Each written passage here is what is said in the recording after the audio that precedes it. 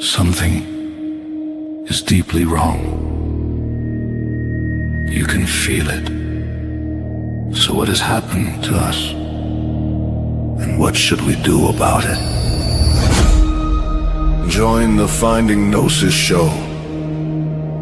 It's an open panel for people trying to figure out what's really going on in this strange existence and what we should be doing while we're here. Join us as we all find Gnosis together. Gnosis is knowledge. We need to find out what's going on. We need to find out what we should be doing. Chat soon. Disclaimer. This show is for discussion and entertainment purposes only. The Finding Gnosis show is a platform for open discussion, exploration, and opinion sharing. The views expressed by hosts, guests, and participants are personal opinions and do not constitute professional, medical, legal, or financial advice. All topics discussed are only intended to spark curiosity, entertain, and encourage independent thought. If any subject interests you, we strongly advise conducting your own thorough research using reliable and professional sources. Critical thinking and due diligence is key. Stay curious, stay informed, be well, be lucky, and don't be an arsehole.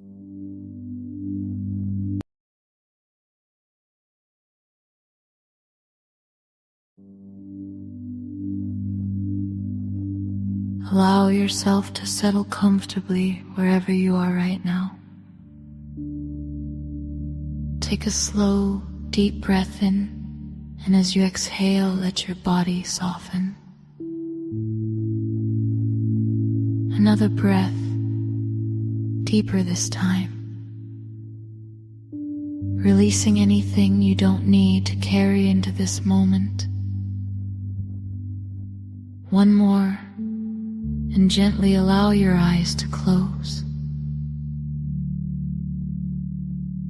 You are safe here. This space is created just for you. Notice your breathing just as it is. With every out-breath, a wave of relaxation moves through you. Head, face, jaw, shoulders, arms, chest, belly, hips, legs, all the way down to your feet. Each breath takes you deeper, calmer, more open. Your conscious mind can relax and observe. Your subconscious mind is already awake and ready to communicate with you in its own language. Through symbols, images, feelings, and signs. In your mind's eye, see a beautiful spiral staircase of warm stone leading downward. With every step you take, you go 10 times deeper into relaxation and into your own inner world. 10, stepping down, deeper. 9, even more relaxed. 8, letting go of the outside world. 7, sinking softly. 6, deeper still. 5, wonderfully quiet inside. 4, completely safe. 3, drifting deeper. 2, almost there. 1, you have arrived. Before you stands an ancient wooden archway covered in soft, glowing moss. You step through and enter the sacred grove, your own private sanctuary of wisdom. Tall, wise trees surround a soft, mossy clearing. Gentle golden light filters through the leaves. The air feels warm, still, and deeply peaceful. This is the place where your subconscious speaks most clearly. Stand or sit in the center of the clearing. Speak silently to your inner wisdom. Show me what is truly going on in my life right now that I need to understand. Take all the time you need. Just watch and receive whatever symbol, image, scene, color, animal, or feeling arises. There is no wrong way. Whatever comes is perfect for you. When you're ready, continue. Thank you now. Show me what is truly important for me at this time. Thank you now. Show me what is no longer important, what I can release. Thank you now. Show me where I am right now and what I should be focusing on or doing. Thank you now. Give me one clear, powerful symbol or message that sums up what really matters most for me right now. Allow all the symbols you receive to stay with you in the clearing. Notice how they connect or what they reveal together. Your subconscious is organizing this wisdom perfectly for you. Any insights that want to be shared will feel gentle and natural. You are safe to express them or simply keep them within. It is now time to return, bringing everything helpful with you. I will count from 1 to 5. With each number you become more awake, more present, and more open. 1. Feeling your body again. 2.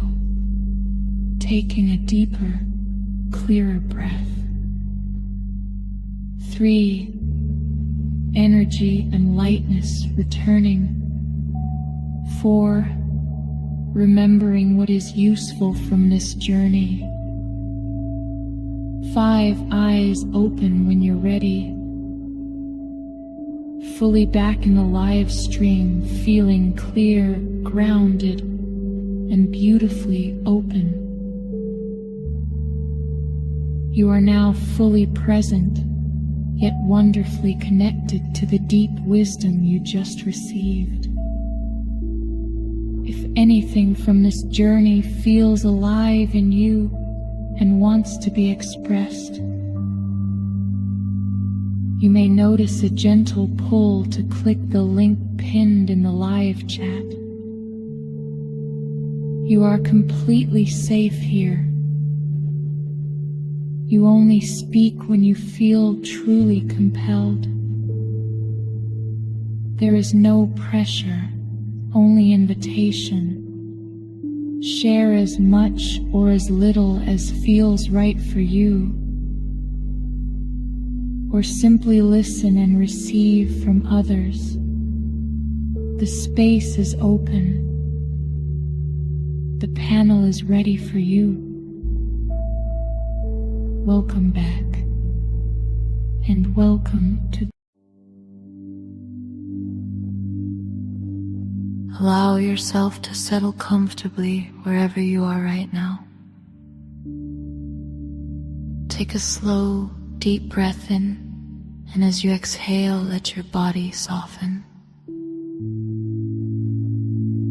Another breath, deeper this time. Releasing anything you don't need to carry into this moment. One more, and gently allow your eyes to close. You are safe here. This space is created just for you. Notice your breathing just as it is. With every out-breath, Spain have scored, guys. It looks like Spain are going to win the World Cup now. So anyway, welcome, guys. Do come on if you can. The football will be over soon, and I will be here. But in the meantime, feel free to come on and get the show started. Good to see you, Russ. Good evening, DNW. How goes it? Yes, brother. Feel free to turn your volume up. I'm gonna do it for you. Actually, there we go. Can you hear me now? Yeah. The World Cup. Yeah. No, I was just going to say, good evening to everybody. Whoever's watching in the comments. Yesterday we had quite an eventful show. I saw Noodles come on here earlier, but to be honest, when I heard him talk about kicking people, I thought, nah, not really in the mood for that. But did you get a chance to watch the whole show back, or no?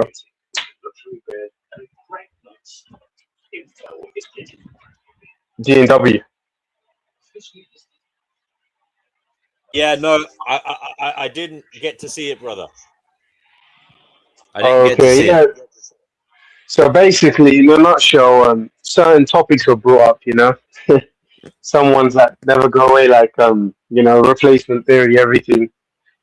And in a nutshell, I think we were just talking about immigration, integration, those types of topics, and then the theory of, I think Baldo was talking about white replacement and all this, and then Noodles came on and basically paraphrasing him. He was like, "Oh well, who cares if white people go extinct and we all become brown?" And all I said to him was this, right? He claimed I was being anti-Semitic, but this is what I said, and you can even rewind it and watch it, right? So I literally said to him, "Okay, so if you're going to crassly come on here and say that, can I ask you a question as a thought experiment?" And he said, "Yeah, go ahead." So I said, "Would you be happy if somebody said, well, it doesn't matter if all Jewish people and Judaism goes extinct, it doesn't really matter, does it?" And then he goes, "Oh, you're being anti-Semitic." So I said, "Okay, if I'm anti-Semitic, then you're anti-white." And I think I heard him come on there earlier and he was sort of rambling about it. But to be honest, I wasn't in the mood because he was talking about kicking people and stuff. So, yeah. Well, I mean, what do you think, DNW, about that? I've got one eye on the football here. It's nearly over. Well, I didn't want to talk until it's over, but I started the show because I haven't got much time, so I thought I'd get a few people on it, and then there might be a few on after the football. But yeah, I mean, white people, like, it's a weird one because white people won't go extinct because, like, it's just the genes in white people will be in other people. yeah. But yeah, like I understand, but what I'm saying is, I think every sort of nation or race has the right to kind of want to preserve itself. You know what I mean? Everybody. I mean, most communities do that, right? Even immigrant. Yeah, go ahead.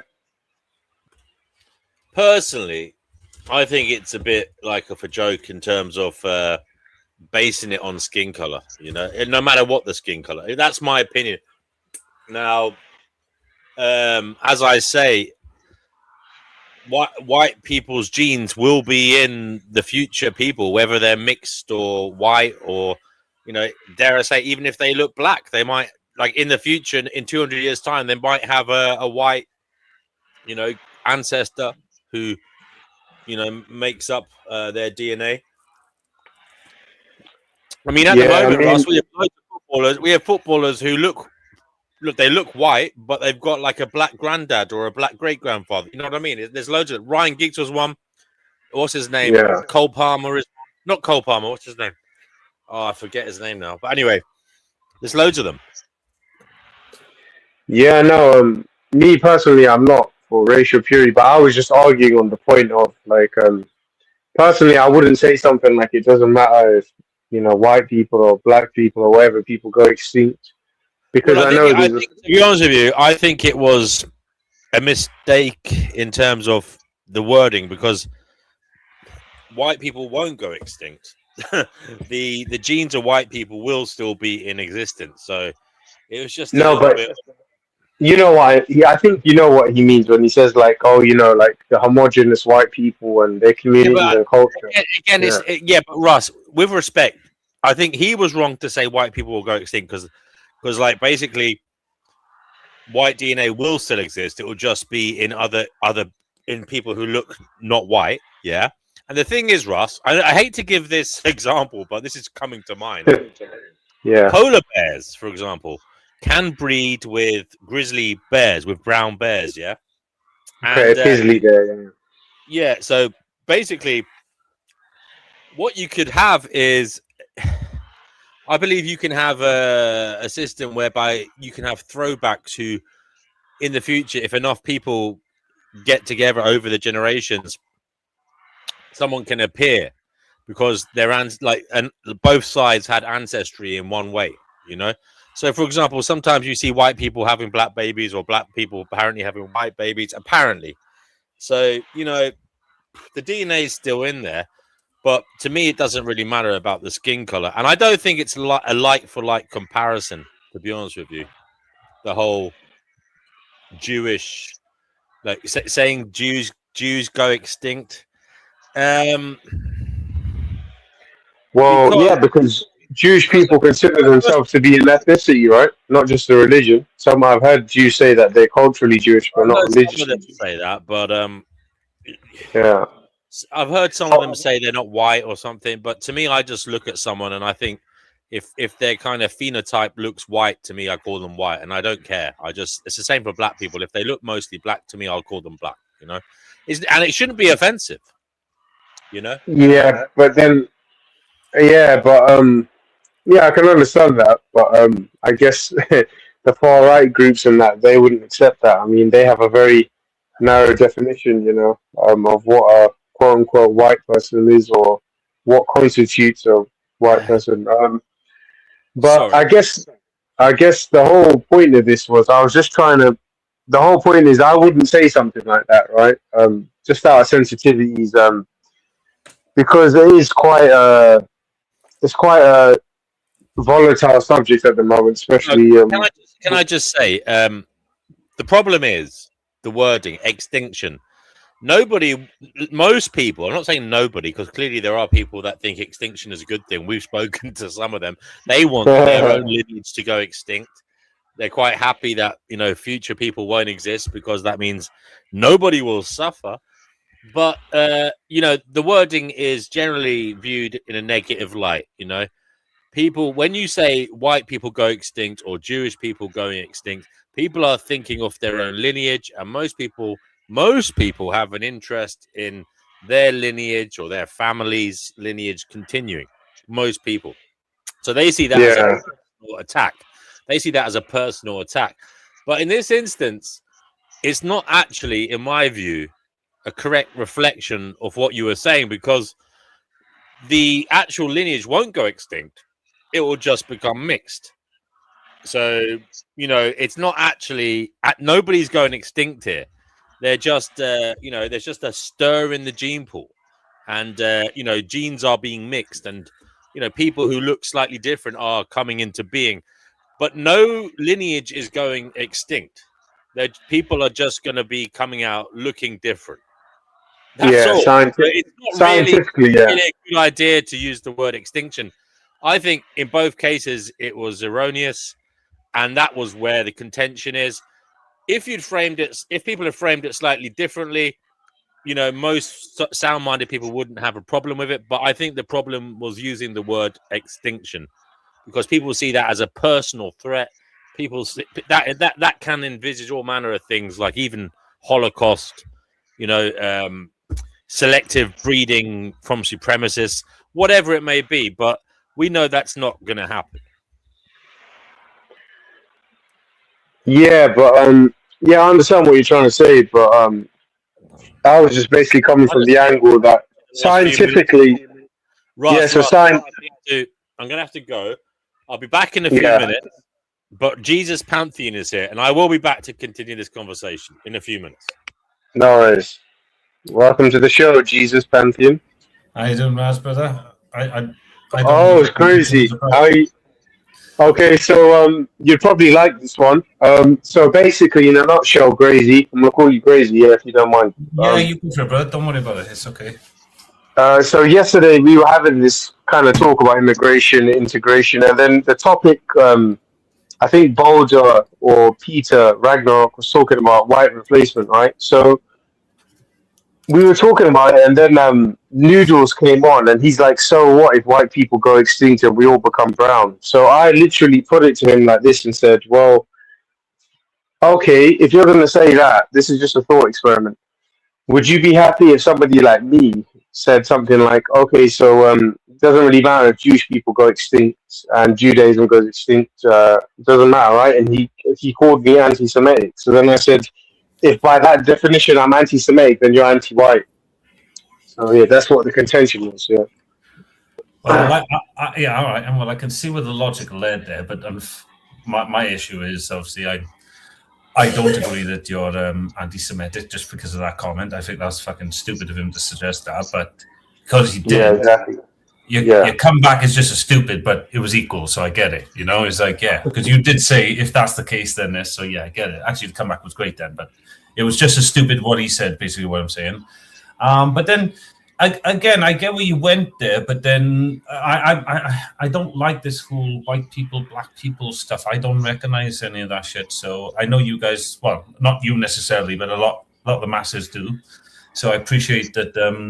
You know, it's out there, like DNW says, and I really agree. Even though the words are not real, they have real world effects when people pretend they're real. So, do you agree with me at all that there are no real white people and black people? However, politically and within this certain hellscape we call tribalism, people can align themselves with these kind of peoples, as they call themselves. I think in ultimate reality, yeah, you're right. These are just constructs. But however, in political and like kind of social conventions, I think race is it is an attribute. Culture is also an attribute. I'm not saying it's the ultimate defining one, but I do think they do play a role. Right. As I said so far, I agree with you. I wasn't. All right. I should make myself clear. It's just the word white. I don't like the title there. Race. Again, I'm not. I don't fully understand race. I understand the need for it. Everything. I'm not saying it's not there. I'm just saying the jury's out on that for me. But white race and black race and all these things. I know they're not the actual technical names, but that's what the masses call it. And it's the dumbed down version. I just don't like it, but I don't see the need for it. For me, the only reason for descriptors are for like investigations. You know, like the police needs to know, yo, what color is the skin, bro? It's a fucking, you know, it's a guess who fucking thing, isn't it? You know, guess who? Yeah, or are you from a different part of the world where they call it a different thing? The thing where you got to. As a kid, you say like, is it a man or a woman? And they say it's a man. No, I'm with you on that. I was born here. Yeah. So this is what I'm saying. It's one of them, isn't it? You know, when you've got a guess who situation going on, it's better to go, yeah, but his skin is chocolate or brown or black. Yeah. Yellow, red, white, whatever the fuck, rainbow, whatever. Do you get what I'm saying? So, but other than that, why? I don't see the relevance and the logic in other places. However, I'm not saying the masses don't make it part of our reality and make this fucking illusion real. I'm not saying that, if that's what you're saying. Like, well, you know, we got to contend with it because people talk about it. I get that. Yeah, so what I'm saying, so what I was basically arguing yesterday was, or kind of my point that I was putting forward was, well, the most important thing is culture, right? So, for example, I know you're Welsh, right? So you're ethnically Welsh and you live in Wales, so you're also a Welsh citizen, right? So I'm sure you would agree that if people come over to immigrate to Wales, right, they should, on some degree, integrate into the Welsh culture, right? Do you agree with that or no? The first part about my identity, I can see how you got there, not my personal choosing, but I don't disagree with you. But the second part, I am definitely on board with you because it's to do with not me as a person, it's to do with me involving myself in, like you said, culture, but I like community, you know, the same thing. I get what you're saying. The people that live around me have a bubble, an arena that goes around them that have rules and sort of livelihoods that affect us. So an outside culture coming in and invading that because they're not willing to assimilate is definitely a threat to everybody. And yes, I can see where you're lining it, and I'm also there. I mean, recently I had a bit of a fucking girly fit here because I felt powerless about the old, you know, that Henry Novak situation. I don't want to rehash it. No, yeah, I know. Yeah, and Henry Novak, the way they treat him, yeah. That messed me up, bro. That messed me up good and proper. Like, I mean, messed me up as a man, messed me up as a human being. And I mean, I did W and everything because I couldn't do it because they were all making fun of Tommy and that in the background. I was just acting childish. I had a drink and I needed an escape from it because honestly, that would mess me up. I don't know how it did. I just watched it on the news and I wish I'd never had. I couldn't. It broke me. Yeah, so like for example, so you agree with me, right? So for example, it's not skin deep. So for example, somebody could come from Africa or China, right? But they have to on some level integrate into Welsh culture. That's same thing I was saying about us in England, right? So you could come from wherever, the United States, you could come from there, but on a certain level you have to assimilate, otherwise you're just going to be a fucking problem because you're going to break the cultural cohesion that we have. I got to go further, Raz. I got to go further. It's not right. I get what you're saying if you mean this, ready? I believe it's on every fucking level, but on every level, you have to give at least 90% opacity into it. You don't have to give 100%. You've got your own little subjectiveness. Everybody doesn't expect that of the individual anyway. But if you're coming into a culture, your dominant fucking, even if it's 51%, it's the dominant thing in you is to the community you've moved into because you've been adopted by it. You don't move into your adopted fucking parents' house and then treat it like it's your DOS pit, do you? You get kicked out really quick. It doesn't make any fucking sense. The logic doesn't work anywhere else. So why would you force this? Because people are going to see it on a micro level and go, computer says no. Yeah, like for example, part of our culture, British culture, is to be conscientious, is to follow our highway codes, is to wait in line, queuing. Queuing is actually a British thing, by the way. It's from our culture. So we expect you to follow these social norms and values. This is the bare fucking minimum. You don't need to become get a PhD in British history and know exactly when the Magna Carta happened and all these other historical events, right? And the Battle of Hastings and all this stuff. But so the problem we have now is we have swaths of different people coming in and they're not integrating. So basically parts of our country is turning into a fucking refugee camp. Sorry to say it like that, but and I'm sure you probably feel like that in Wales as well. Right, I feel about it for the British Isles because when you think about it, even though we've got our separate cultures like Wales and England and all that, we share an isle together, don't we? There's not a fucking huge river or sea between Wales and England or Scotland, is there? All right, maybe Ireland, but you know that's why there's always warring over them. But like, jokes aside, we're still one big isle. So whatever affects England, unfortunately, affects us. That's why we have this little rivalry and a joke with the rugby and everything. Yeah, it keeps us separated. But together. Spain have won the World Cup. Bravo for Spain. But Raz, I feel it. Yeah, and I'm completely. Before DNW now brings the other two guys in it, I'm saying to you that I see it. Yeah, it's everywhere and it is coming in you. But like, I'm saying that. I can see on where they wanted us to war on our level, but why is the leadership allowing this to happen? Why is it, that a bunch of knobheads like us in a room called Finding Gnosis can talk about this shit, but somehow our leaders can't work this shit out? Of course they can work it out. This is... sorry, go ahead. I interrupted you.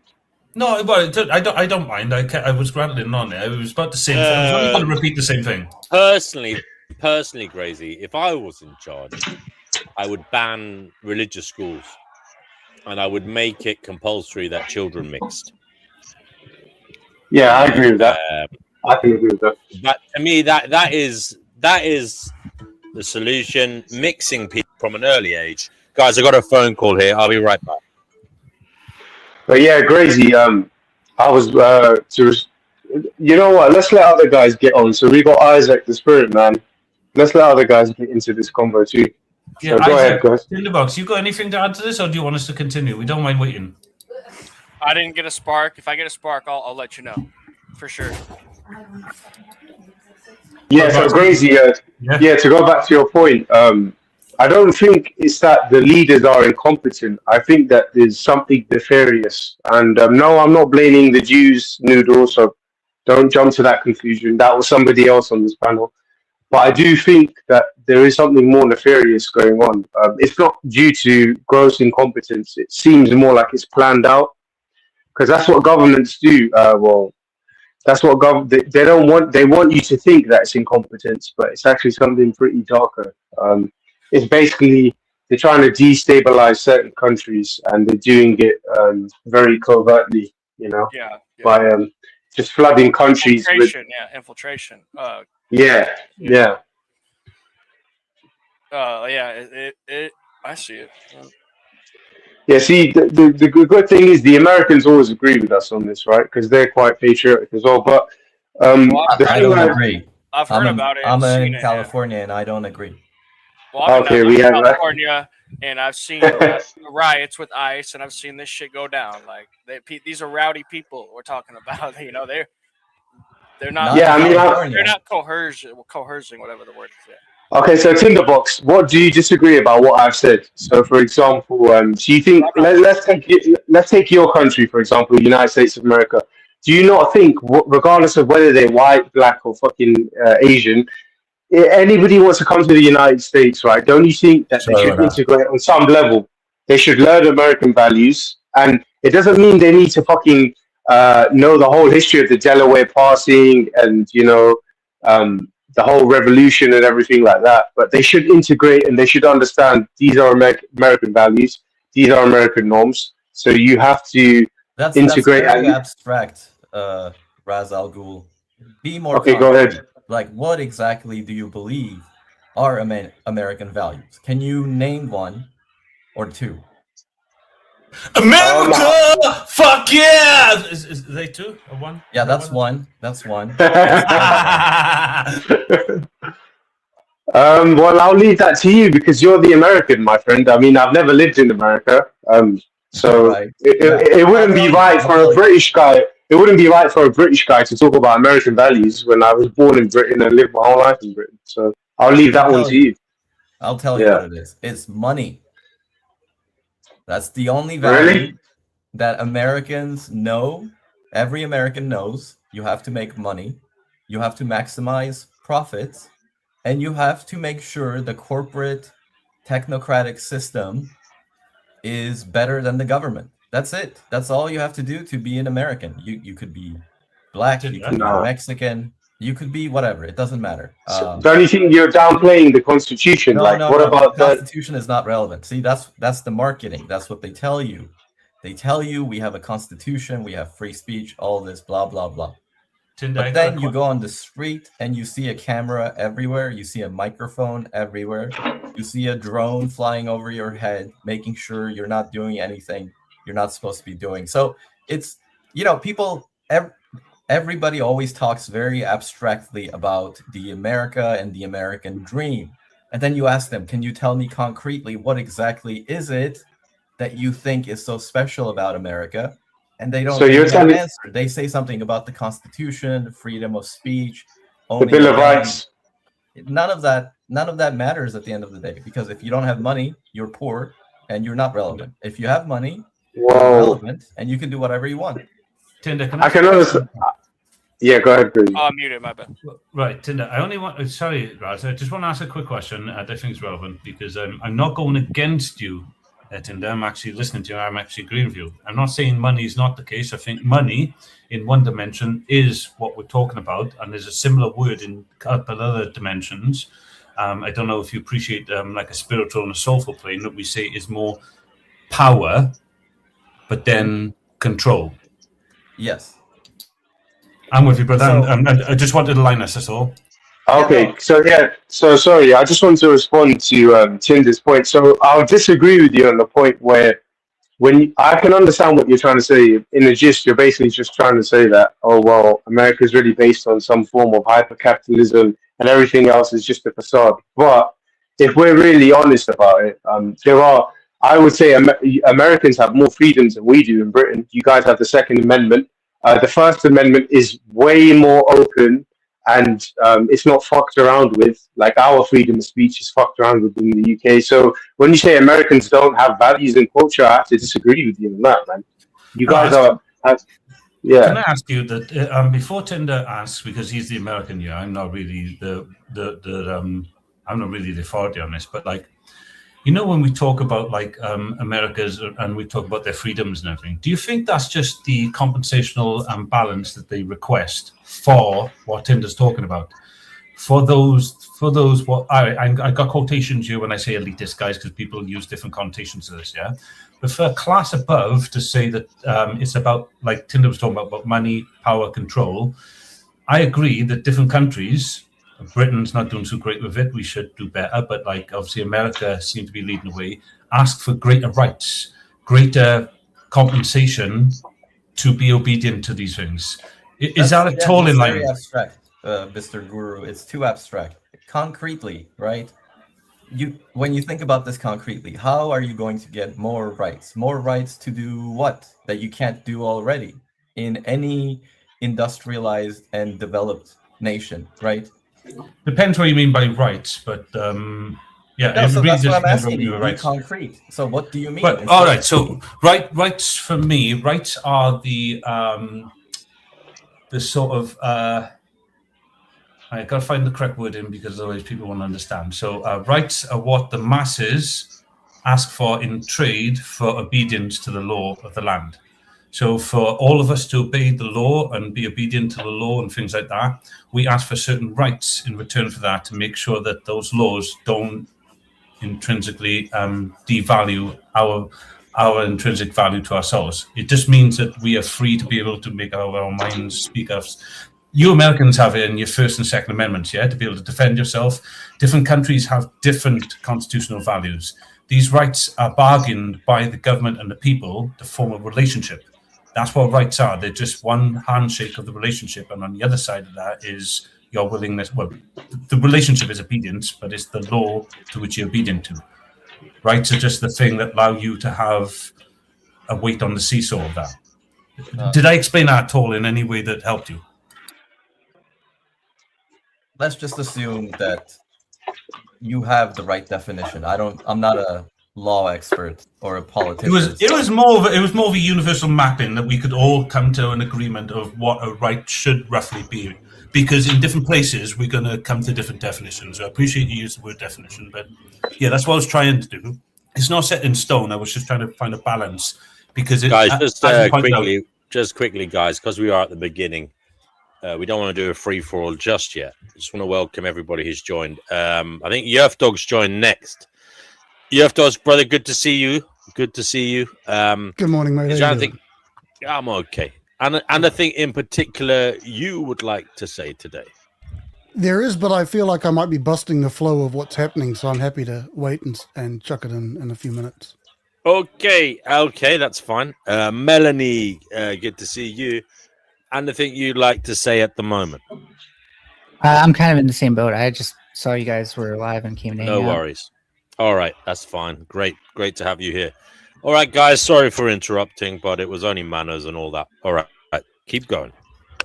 Can I offer Raz an opportunity to pick up back with Tinderbox at all in the conversation we were having? I think mine was just a sidetrack anyway, unless somebody's got a specific question for me. Yeah, go ahead. No, I was just saying if you could pick up the conversation, whatever you and Tinderbox were actually having before. Oh no, he was just trying to say that values in America are more abstract, and I don't know. He was kind of just describing America to be more of an economic grazing strip rather than a sovereign country with its own value systems and rights for its people. Something like that. All right, Raz, can I ask, do you disagree then with Tinderbox that what the other side of that seesaw that you ask for these rights and values on is the fact that he's saying a huge part of it, and it's probably referring to, like, and I say quotations again, elitist type of classes that value things like money and power and control over the masses and over the laws of the land. And then your rights are just that balance you ask for to be obedient to those. Is that in any way you see it as well or not? To be honest, I'll have to sit down and think about that one a bit more. That's quite a deep one. I don't want to give my answer on that one too quickly. I'd have to actually sit and think about that one, to be honest. Because if I say yes, I think like it's a really deep topic, that one. Because just for me to say yes, it would make the conversation go forward. But at the same time, I don't think I'll be giving it due justice. Because it's a very complicated thing when you say like our rights just merely things that we bargain with. We gain rights from the state in return for favors and stuff like that. But I do believe that rights are not really, they're basically socially constructed. So then that brings up the question of, well, rights don't really exist in ultimate reality. We've made them up, right? So it's like a social convention, I guess. I suppose in the same comparison as laws are, yes. Yeah, I agree on that point. Yeah. So if the government makes laws for us, is there sometimes a need for us to ask for a balance and claim it as a right? I think all the time we need to review the laws that are made in Parliament or Congress or wherever, whichever country you're in. Yeah, I think the people should be engaged in that. Yeah, 100%. And when it comes to the fact that a law you kind of need, and at the same time you kind of say, "Hey, we're not happy about this," and then you go, "But to tell you what, if you give us this in favor of this obedience to this law, we'll accept it." And then sort of like a handshake is done and rights are created with people's union leaders and these leaders of government.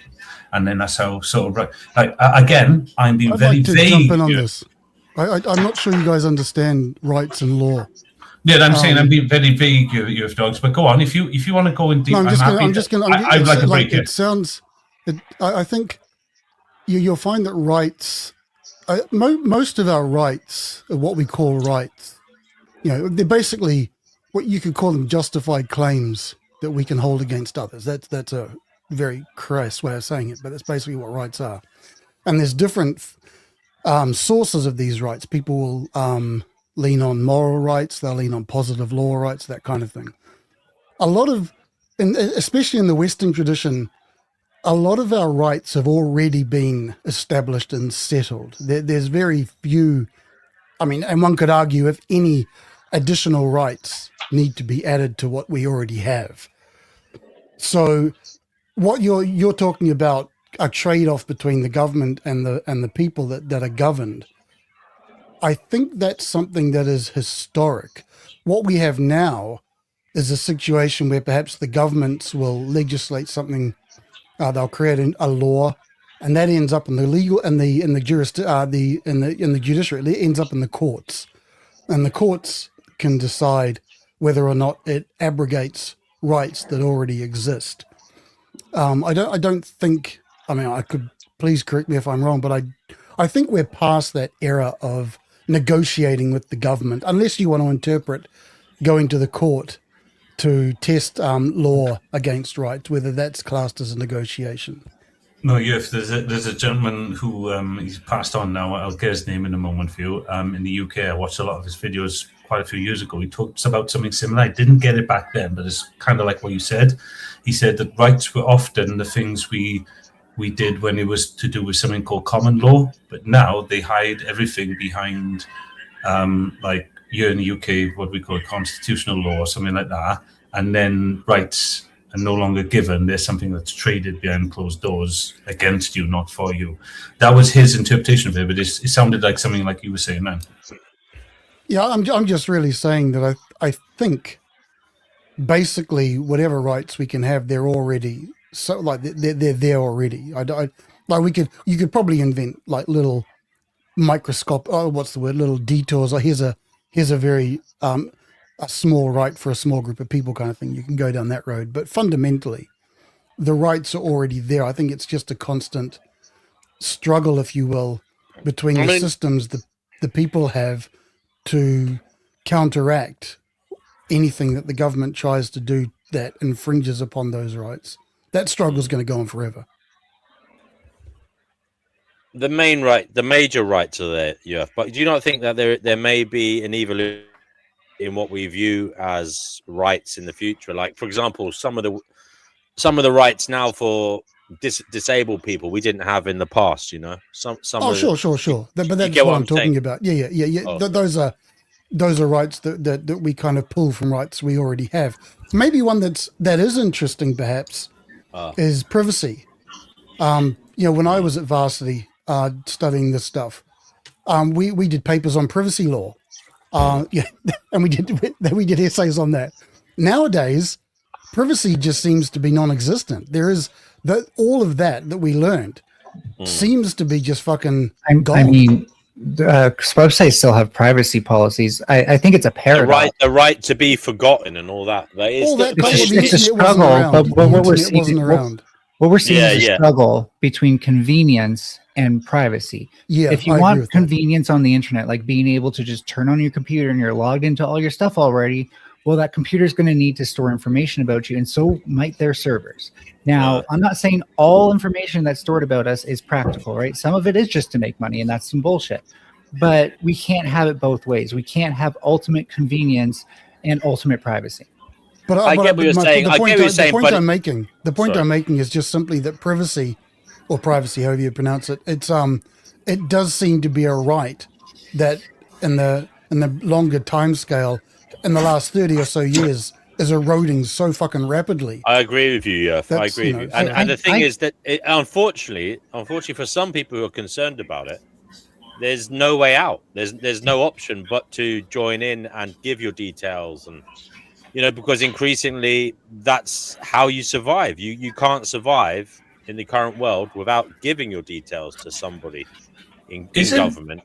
Is it like your ID? If this was your ID, I'd understand. But like a lot of this comes down to information that you're willing to give, and it kind of amounts to like if you sat in a park and watched somebody, you'd also get information from them.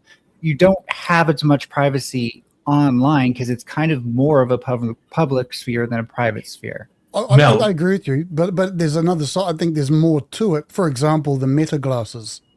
People going around videoing everything in public, stuff like that, surveillance. Yes. And the fact that like they can digital ID. With the internet, and with the internet, you can piece pieces of the puzzle together, the pattern, and you can probably have a good stab at who someone is by doing some kind of pattern recognition thing in the background. You mean like automatically? I thought you meant like a person doing that, in which case I'd say, well, they're just a stalker, and cyber. No, I think people can be helped do that by the software, by computing, and that is a worry. Melanie, you are right that in the past, you didn't have to worry as much, but there are nefarious actors out there, but there's also incompetent actors out there who make fucking mistakes with your data, and those mistakes, as I said, they're mistakes. They're not meant, but they can have really detrimental effects on people. Increasingly worrying is banking, for example, people's health details, people's finance. Oh yeah, no, there's definitely more sensitive information. I think with like certain things, it would make much more sense to like educate the population on how to protect their privacy than than necessarily force people who are benefiting from the way their data is used to stop doing that. Yeah, DW, because I was going to say the only word that came to mind when you were saying that, right, guys, I'm being a dick, obviously, but I'm thinking people's stupidity is out there then. But I agree with Melanie that education from this would prevent that, surely, rather than some of the more stricter laws. Sometimes strange accidents happen. With all the best intentions in the world, a computer coder can make a mistake, and happens all the time. And who knows what that could do. But if we get rid of the whole thing just because some mistakes can be made, then we might be doing more damage by getting rid of the whole thing altogether. Well, I suppose if you want accountability, I'd agree with you. Accountability. We can ask the question. Yeah, we can ask the question then. What are people worried about when they're worried about privacy being infringed and giving up too much data? What are their actual main concerns, and are they valid concerns? Well, yeah, I mean, your privacy is my opinion is you have a right to privacy, full stop, and no one else has a right to infringe on that without your permission. That's the rebuttable presumption I'd start with. So I was just thinking, it shouldn't be something that you have to defend it. Starting point. Yeah, it should be something that you consent to. But again, I'm speaking at I know that there's going to be like, but what about this? I really understand that. And Melanie, I'm totally on board with what you said as well. Convenience, that whole conversation, that opens up a can of worms as well. I mean, the other side to this, there is this unfortunate thing called the greater good that creeps in a lot. And for example, just as in terms of freedom of expression in this part of the world, you may not be able to say certain things for the greater good because it might cause chaos. For the greater good, it may be necessary for powers that be to snoop on you, to have how about this? How about a this log example? of your data. How about this example? I mean, I'm the computer illiterate guy. Yeah, I'm the guy you don't come to for computer problems. And so when I understand, like, for example, whatever phone you use, whether it be Android or Apple, there's, what is it called, telemetrics or something? They're just constantly taking data from your phone about your usage and stuff like that, which I never consented to. But I don't know how to stop it, and I don't even know if the suggested fixes are actually viable. I don't know any of that shit. Well, so this kind of also extends like to what D&W is asking, is why people are so afraid. I think another component is we don't feel like the corporations that have our data are part of our community. If this was my neighbor, I could go to them and say, hey, can you not tell people about this or that? Then I probably feel a lot less insecure about some other person having my data, especially if they're doing it as a service. What if it was illegal? Sorry, Guru, 1 second, bro. Sorry, brother. One other valid concern, some people might think it's a nothing, but when you buy something of somebody, do you really want them knowing everything about you so they can manipulate you to buy more? And I mean, this is increasingly something in the world nowadays. All these companies have access to metrics and tools of analysis that weren't there before, and they can do it in real time. And they know so much about you. They have a profile of you that they can use to manipulate you in the future in advertising, in their marketing, and in their product development. They can develop products knowing that there's a profile for the customer. No, but I mean, is that something to worry about? I think personally that is worrying. If you don't want it, that's what I mean. If you don't want it. But Crazy Guru, there's almost nothing you can do about this now, because you might say, oh, but they don't have my email address or my telephone number. But it may be something like they see you on camera in the store. They know what you look like. They know your age, and they're able to use that to fucking, somehow manipulate people like you in the future. I would argue that's inevitable, but that is inevitable. They're just going to do that either way. But I think if we could have a right that protects us from necessarily being preyed upon by that, it would be an opt-out policy and something global. So that way, like, as soon as a machine recognizes you, the only thing it knows is that I can't actually gather more data about this person. Why do stupid people get privacy? I need to understand that. I'm not being cruel. Because they're humans and they have a right to privacy. Being stupid doesn't take away from that. Look, we don't have a right to privacy in public. No, I agree with that. Yeah, I'm on board with that. To a limited extent, when it comes to, I mean, I do agree with you again, rebuttable presumption and all that. But again, the whole meta glasses thing and that kind of stuff, I'm not so sure of. I don't know I don't know what I think about that yet. I'm very well. I mean, look, Earth Dogs. There's people flagrantly breaking the law as it stands. They're going into private buildings, like shops, and recording the people working there. Yep. I mean, there is law against that. You're not meant to do it in private buildings. It's only meant to be in public.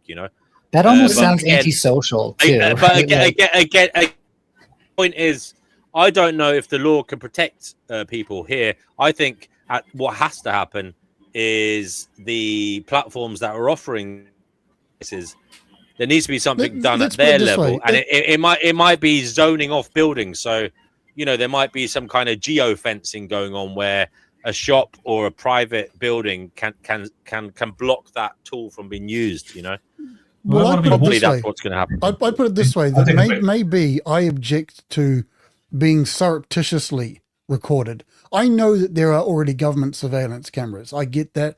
And the train station, they're going to be, you know, so you have an expectation that you are being recorded when you go out in public by certain entities. But if I was in a bar and someone had a pair of meta glasses on and they were recording me from a table away and that ended up on the internet, I'd be fucking livid.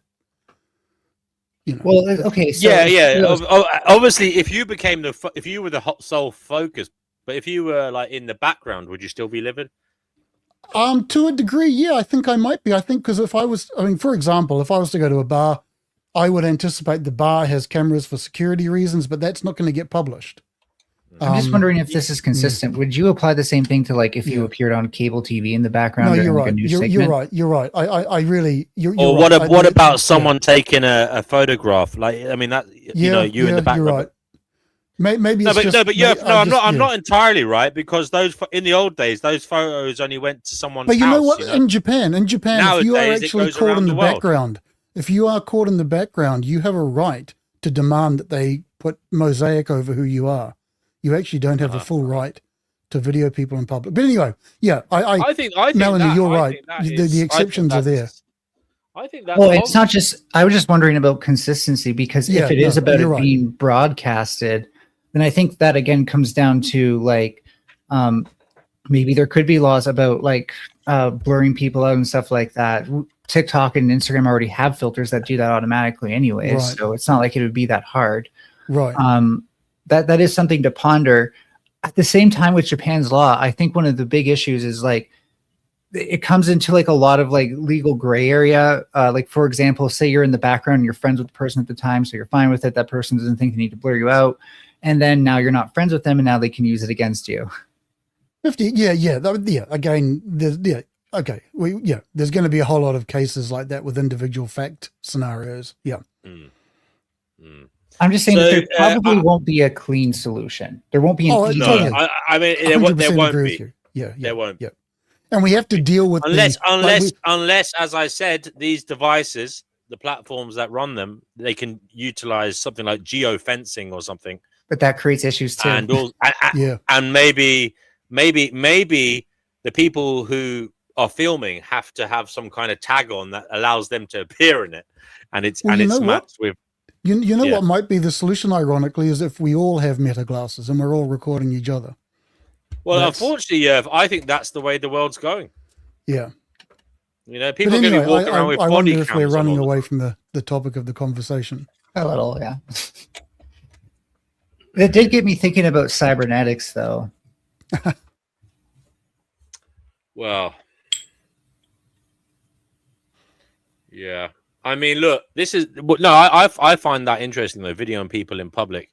I mean, I think this is one of the reasons that youngsters are so anxious, you know, nowadays. Oh, yeah, I think there's something there. Yeah. Always feeling like you're being, like anything you do could be filmed. But, like, to be honest, like, if that was a big deal, like, I think it's more about, like, growing up in that and being around other kids who are likely to do that. But once you become an adult, it's kind of also stops being like that. So, like, I think that's a cultural thing of just being like, no, it's weird to try to film everybody, especially at their worst moments. But but Melanie, there's a hell of a lot of people who do it. I mean, there's a hell of a lot really. But I'm saying we don't necessarily have a culture. Yeah, but we just don't have a culture that says like this is definitely morally wrong. And I think that's where we're lacking. Like if we had a culture where anyone who does that definitely doesn't get clout. They're considered disgusting. I remember a few years ago, I was walking out of, I popped into McDonald's not to eat, but just to use the loo because there's no more public toilets in London. It's absolutely ridiculous. But anyway, I came out and there was a schizophrenic homeless dude sitting outside, and there was these two guys. I say they were in their 20s or something, recording him on Snapchat and taking the piss out of him. It's sad. Yeah, and I said, like, why don't you try to help him instead of taking the piss out of him, you cunts, you know? And yeah, I nearly had an altercation. One of them said, "You're lucky I'm on license. Well, I'd fucking do you." And then I said something like, I said, "What license is that? A dog license? Because you're a fucking bitch." And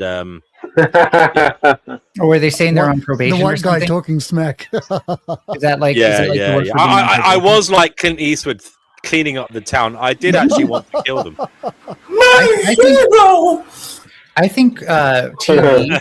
You can look at TV and like that kind of media to see how a lot of this became normalized. Like tabloids, for example, right?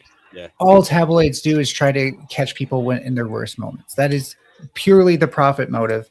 And when people have grown up seeing that on media, there's nothing in their mind to say maybe that's wrong.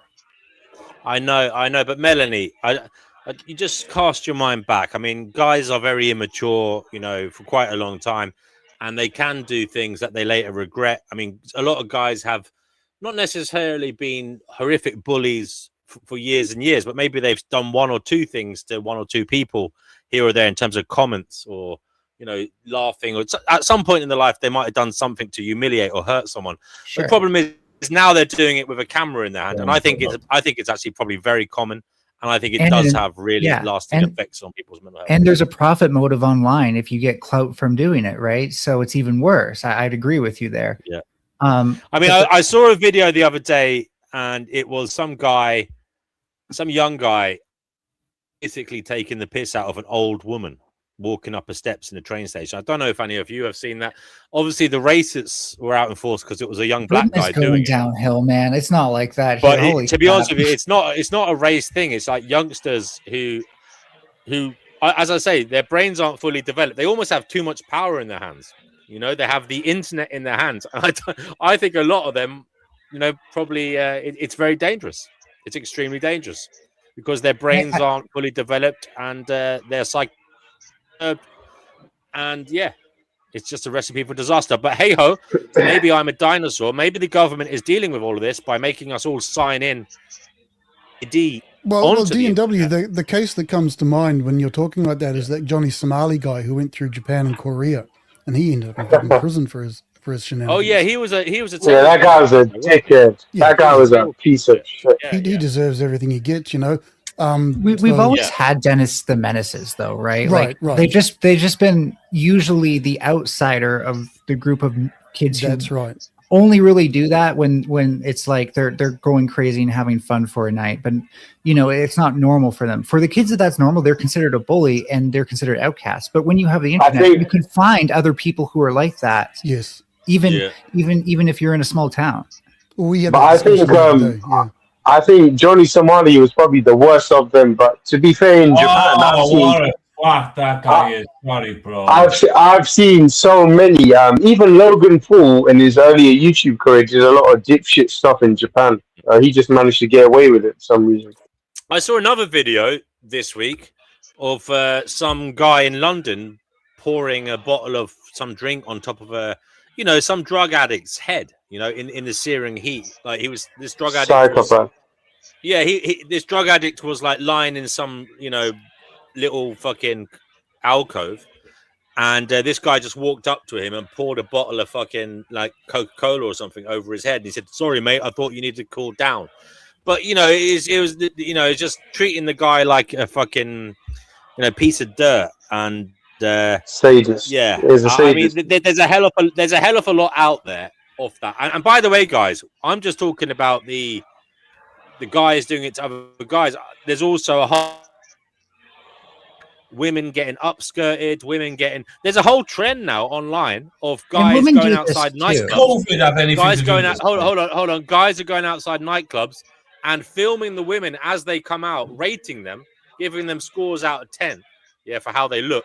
Well, yeah, and I mean, some of that's become a faux pas online. That's more like old internet, like before anyone pointed out that you shouldn't do that kind of thing. But yeah, I agree. Like, there's all of these perverse incentives that weren't existing in society before to do that sort of thing. So, is it a good idea? Let's be honest, guys. Is it a good idea, guys? If this is happening, is it a good idea for the government to insist that when you log on not necessarily when you sign into your YouTube account or your X account, but when you log on to the internet on your device, or when you gain access to it, you have to provide your ID so they know who you are. Yeah, it's a really good question. No, I would say no. Like the government already has your ID, so I was going to say info this, Melanie. I was going to say it's actually not that hard for them probably to find out who you are anyway. Yeah, but, your internet contract, your phone contract, they can find it in 10 seconds. But also, they can find your IP address. There's so many ways to track you. But really, you're not giving. Some people, I don't think you're giving the government any more information than they would already have about you. Now, if you had to give that to a company like your ID, I would take issue with that. I hate having to submit my ID online at all, even to reputable things, because it just feels wrong. Can I offer a different? Yeah, I'm with you on that. I'm with Melanie on that. Yeah. Hey guys, crazy, get in here. Yeah, so Ryan, I get what everybody's saying here, but there's a difference between what the government has on you and what you provide evidence of agreeance to. So them having information on you is one thing, but them getting you to submit an ID to confirm you're agreeing to having this information is a completely different thing. Do you not think about that sometimes? I'm not sure I understand. Would you be agreeing? Would you be agreeing to something that you haven't agreed to with the government on already? Yeah, because I've never submitted my ID before for it. But they have your ID. Yeah, that doesn't mean I submitted it though. Yeah, but so you're just agreeing to use the internet then. No, just by the fact that you live in a country, they can have know everything about you. But the action of me doing something is something completely different. Does anybody else understand what I'm talking about? No, I understand that it's different. I just don't think the government has anything more that they can do from it that they couldn't already do. Yeah, my action. They didn't have my action. Now they have my action. If they can't incriminate you along those lines or anything, so I don't understand. Well, listen. I mean, wherever you gave them a positive affirmation, Guru, I don't think it really matters. You're still subject to the law of the land. It absolutely it matters. It does. That's the thing. If you have a preference, does matter. Oh, then just say like this: if it did matter, are you one of these sovereign citizens? I don't understand the question, but the question I was asking is: if it did matter, would then that make a difference? Great, crazy. Do you believe that your name is something known as a? That didn't address my question. Wait a minute. I know. But DW asked a question. I'm reframing it. 1 minute. You want me to move on for something, and I'm a different. Crazy Guru, have you got a driving license? Yes, and the same thing. The exact same things I did. That's perfect. Perfect example. So are you going to resist giving the cop your ID when they ask for it? DW, you must know what I'm talking about then, because when you ask about I know what you're talking about, and I think not you, but I think there's a lot of people that don't realize that, you know, whatever they think is inconsequential to real power, you know, and you can say what you like about the law of the land, but at the end of the day, you're subject to it, whether you like it or not.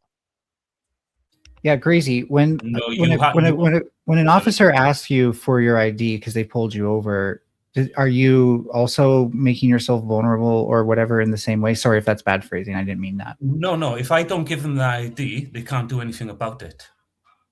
Well, they can arrest you because you're not obeying a lawful order. Yeah, that's what I mean. They have to arrest me. They have to imply force then. No, they don't. They won't necessarily arrest him. What are you talking about? If he doesn't have his ID, they can just take his name and try and search him up on the database. Maybe it's different in the UK. Here you definitely have to give them your ID. Oh no, both are correct. I get what they're both saying. Raz, yeah, you're correct, but also here in your Mel, it works slightly different. But by telling them who we are, they can identify us, and we give them permission. Our permission, ready? The law is based on the permitted. You always have to offer permission. If you haven't given permission to have that information of yours, it doesn't matter in law. But the moment you show an identity, you just gave them permission. They might have had all the information, but without you, I'm sorry, mate. Just like a driving license. You might be able to write some philosophical theory on how that applies, but in the big bad just apply the driving license. About what you're saying. What he's saying is possible. But Crazy, you have to bear in mind the same government could also pass a law that for these reasons we are allowed to identify people without their permission. Yeah, of course they could, but they haven't. So maybe, well, you don't know that. You're appealing. Are you one of these guys? I'm not aware that it's happened. Is what I'm saying. Guru. Okay. The problem of these guys, right, who do what, who you know, these sovereign citizen guys, they appeal to I don't know. What's the sovereign citizen? Explain it to me. They appeal to something written in the Magna Carta, and what they don't appreciate is the law is a living beast and has evolved through time to, you know, into a whole plethora of different directions that you are subject to. I think I know what you're talking about. They haven't submitted to it, is what they say. Yeah, they haven't submitted to it. Right, guys. I was going to ask a question. And that is, what would you say if you had to kind of agree to kind of terms of service for getting online? And if you broke it, they could suspend your access to the internet. Because you have to log on using No. We don't want more censorship.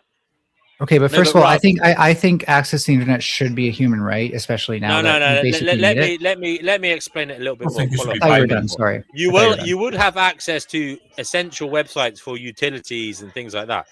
But if you misbehaved on the internet or used the internet to cause harm in real life, if you did it to enough or you did it to a certain degree, you could break the terms of service that, you know, would mean that you would be suspended from using it. I wouldn't agree to that. What I would agree with is it's a slippery slope. I'm going to be really quick. I would agree to like no trespass orders, right? Like you can't go to this site anymore. Oh, I like that. But I was going to say something more along the lines of like. No, I disagreed because that would be a slippery slope for many more draconian. All of this is a slippery slope. Not doing something is also a slippery slope. That's really interesting, Melanie. That is. Thank you. Sorry, we lost you there, Yuff. Yeah. How is not doing something a slippery slope? Wait, hold on a second. How is not doing something a slippery slope? I don't understand what you mean by that. Well, right now we have corporations collecting our data and using it for profit without much regulation, and that itself will definitely lead to negative outcomes. We are on that slippery slope. Why will that definitely lead to negative outcomes? Yeah, but we haven't necessarily agreed to that, right? I mean, we consent to every time we use, but I'm saying, if we were to agree to a terms of service for simply logging on to the World Wide Web, that would definitely be shooting ourselves in the foot. But yeah, Melanie, what the laws allow it now. Melanie, I think that's kind of what I would envisage, Melanie. That if you agree to the terms of service, you could be barred from websites where you're causing trouble, or or websites like that. There could be layers of this, and if you're naughty enough, eventually they can cut it all off. So that you only have access to utilities and whatever. But sentence from a court, sure. Yeah, but Dean, you look at YouTube and the strike policy. If you really want, you can be malicious, get a community of people to flag your video, and then lo and behold, according to YouTube's world fucking policy, you can literally get your channel. So that would end up happening. That would end up happening with other stuff. So why would you want that? Fuck that, man! I'm not for that. We're just brainstorming. We're just brainstorming here. Yeah. What about law then, Raz? Like things like to completely blanket ban you from it, it'd be like something else because it's part of everyday life now. You'd have to go to court and like a driving license, have it taken away from you because they proved you did something. But like Melanie's saying, like private businesses, every corporation or every site can have their own internal subjective ban of you because they don't want you there because you're a prat.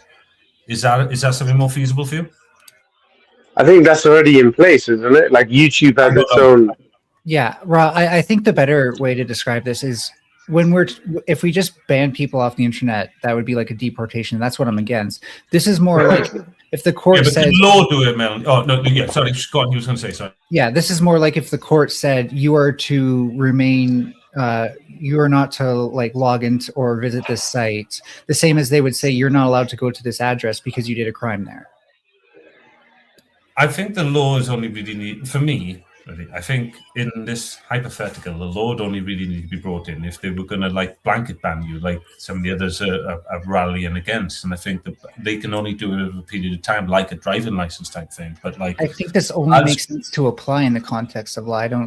How else would this work?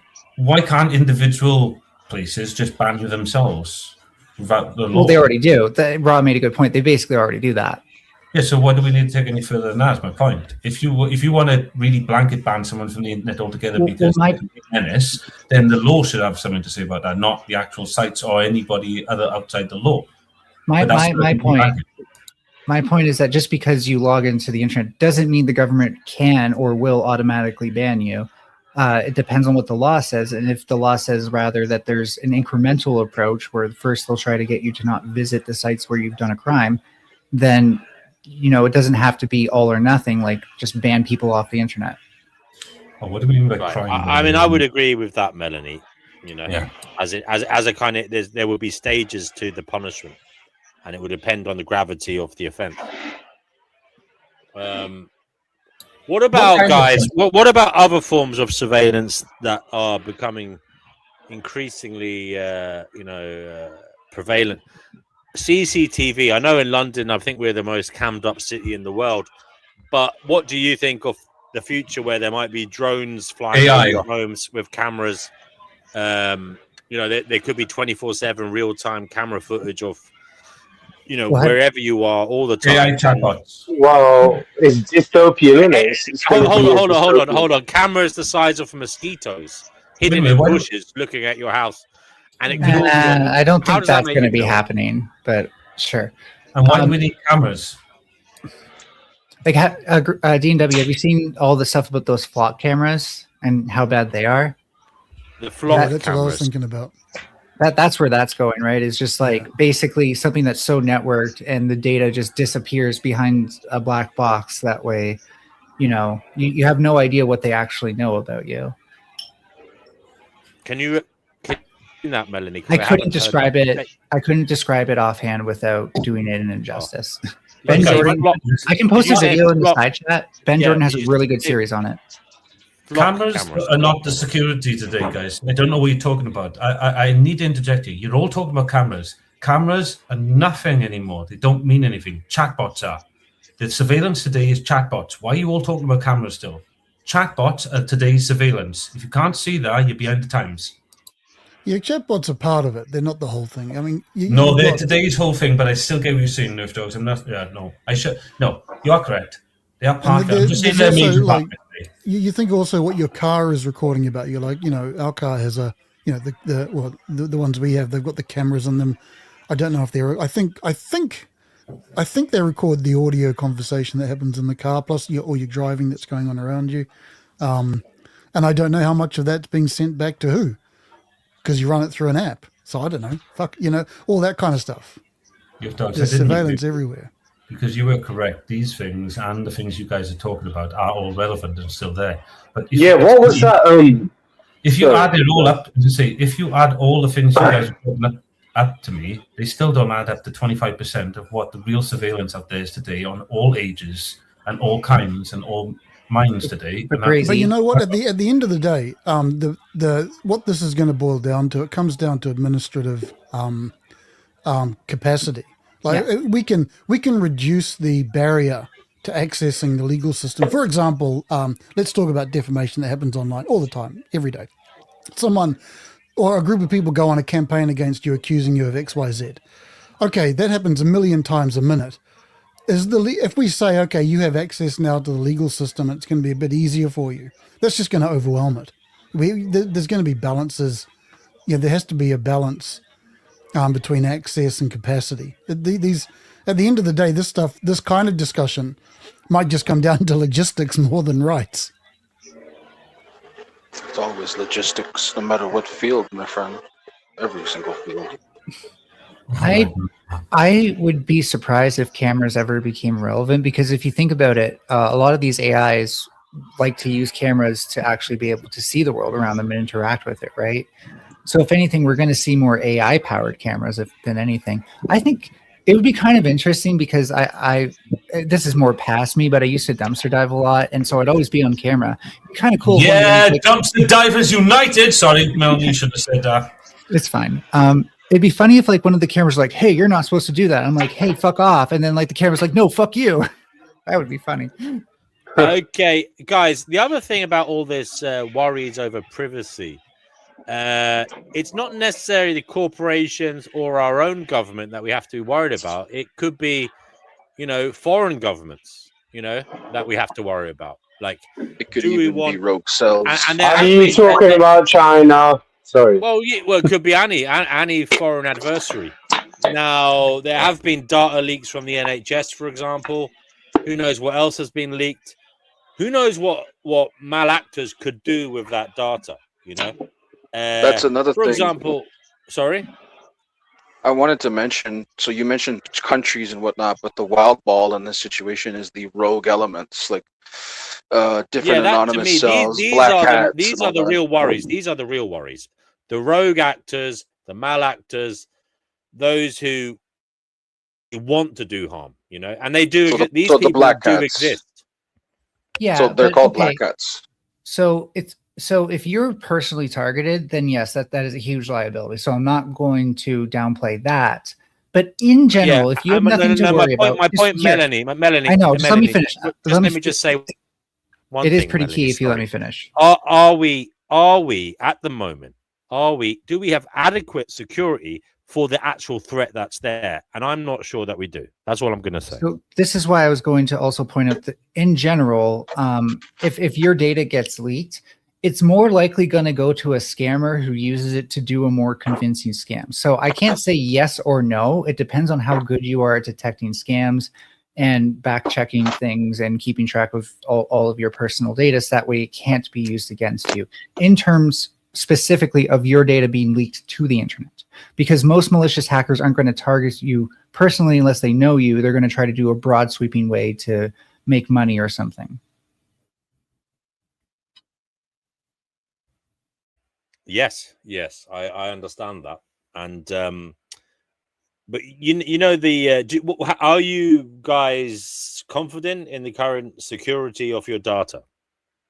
Oh no. And no, you're not. That's okay. As I pointed out, right? Like we feel like it's going to a black box and we have no idea what's being done with it, and that's terrible. Kukuduma says privacy is dead. Corporations know every time you drive your car to get cigarettes and every time you walk down the sidewalk. Yeah. What was that episode of Joe Rogan where Edward Snowden was on? Joe Rogan had him on. He's in Russia now. And he was talking about even when your smartphone is off, it's still spying on you. Yeah, I've heard that one where exactly I've heard that. And also it was able to tell when you were moving around your house and, stuff like that because... Like spying is a bit of a loaded term there. It's collecting data and trying to figure you out so it can market to you, right? And I'll be honest, I kind of like when YouTube suggests videos to me that I actually did end up enjoying, even if I wouldn't have expected it, right? So I kind of like the idea that YouTube knows me when it suggests things that I like. Do I like the idea of Google knowing who I am and tracking my habits? No, right? So Melanie, that's because maybe you have a healthy algorithm. But there may be people who no, but there may be people who don't, and they get in a loop of shit that isn't good for them, and they just, and they'd be manipulated. Stop talking about me. Yes, no, I'm no better. Melanie, you get what I'm saying? Like, it's really I'm no better. Quite disturbing to somebody. Sorry, but I think. Well, you have to go down the rabbit hole, then, isn't it? It's your fault. I feel very vulnerable right now. Oh, he was waving by. Yeah, he was waving by. Thank you, Guru. If I may. So there's a solution to all this privacy being violated, right? The Amish, there's a man on a video recently, although this is probably the only data they have of him because he was interviewed on a video. He has no birth certificate. He has nothing. Like, he's literally off the grid, living religiously as if it's the 1800s, no high technology. And that's the thing. Those people are growing. They're prospering. They're thriving. It's actually hardcore. The Amish are growing very fast, and they have their privacy intact completely. You have an anecdote of one guy. Who else do you know that's living? No. You understand that the Amish live with no internet and technology, right? Do The you Amish comprehend live that? on the grid, man. They live on the grid. Guys, They're not off the let grid. me ask you guys a question before you start World War III. How do you think they Living are off the grid. going to secure? How are they going to secure your data in the future? You know, like signing into things and you know, transactions and stuff. What do you think? What methodology are they going to use? I mean, is it going to be a? I mean, because are you not increasingly worried that no system is secure enough, and it's getting increasingly worrying? How the hell are you going to prove you are you to use the services you use online that involve money and data? Sorry, I thought you were done. What you want is a Yeah, system where you own your data, where they cannot actually keep it. And if anything, it's stored on your device, not on their servers. We're just well past that. That's a lot of memory bank, though. Sorry, what? It's a lot of memory problems, dude. You're asking to, like, I understand, capitalize off of your own data and make it yours, independently yours, like property rights, maybe. Like property rights over data. That's the whole argument, right? You brought forth. So what about the other solution? So you said don't store them on the servers, but where are we going to store our data personally? So we're going to have to pay. Most of our phones have like to have 32. Most phones nowadays have like 32 gigabytes of memory as like the lowest available option. So I'm pretty sure we have enough memory. So why did that guy totally like brush off my Amish comment? Because the Amish are like Blade Runners. They're on the grid. They're never They have roads. They rely on roads. They have sanitation. They rely on sanitation. Well, that's I don't know if that's the real they concern. Rely on explain the Amish. Yeah, but because we can't talk about Amish. Hold on. You said they are off the grid, and I said no, they are not. No modern society. I know. If I know what you're saying, Tinder. Wait, what defines off grid though? Wait, hold on. Sorry, Tinder. What defines off grid? Means off the Using road, a road is not on grid. No, yeah, that doesn't make sense. So, how is using a road meaning that you're on grid? I don't agree with that definition. Sorry, explain that. Because the road is a grid system. By the way, Crystal Shaman's wrong there. Climate change is absolutely going to destroy the Amish's way of life. You can't avoid the system. Everything is part of the system. So when they're going to avoid the system.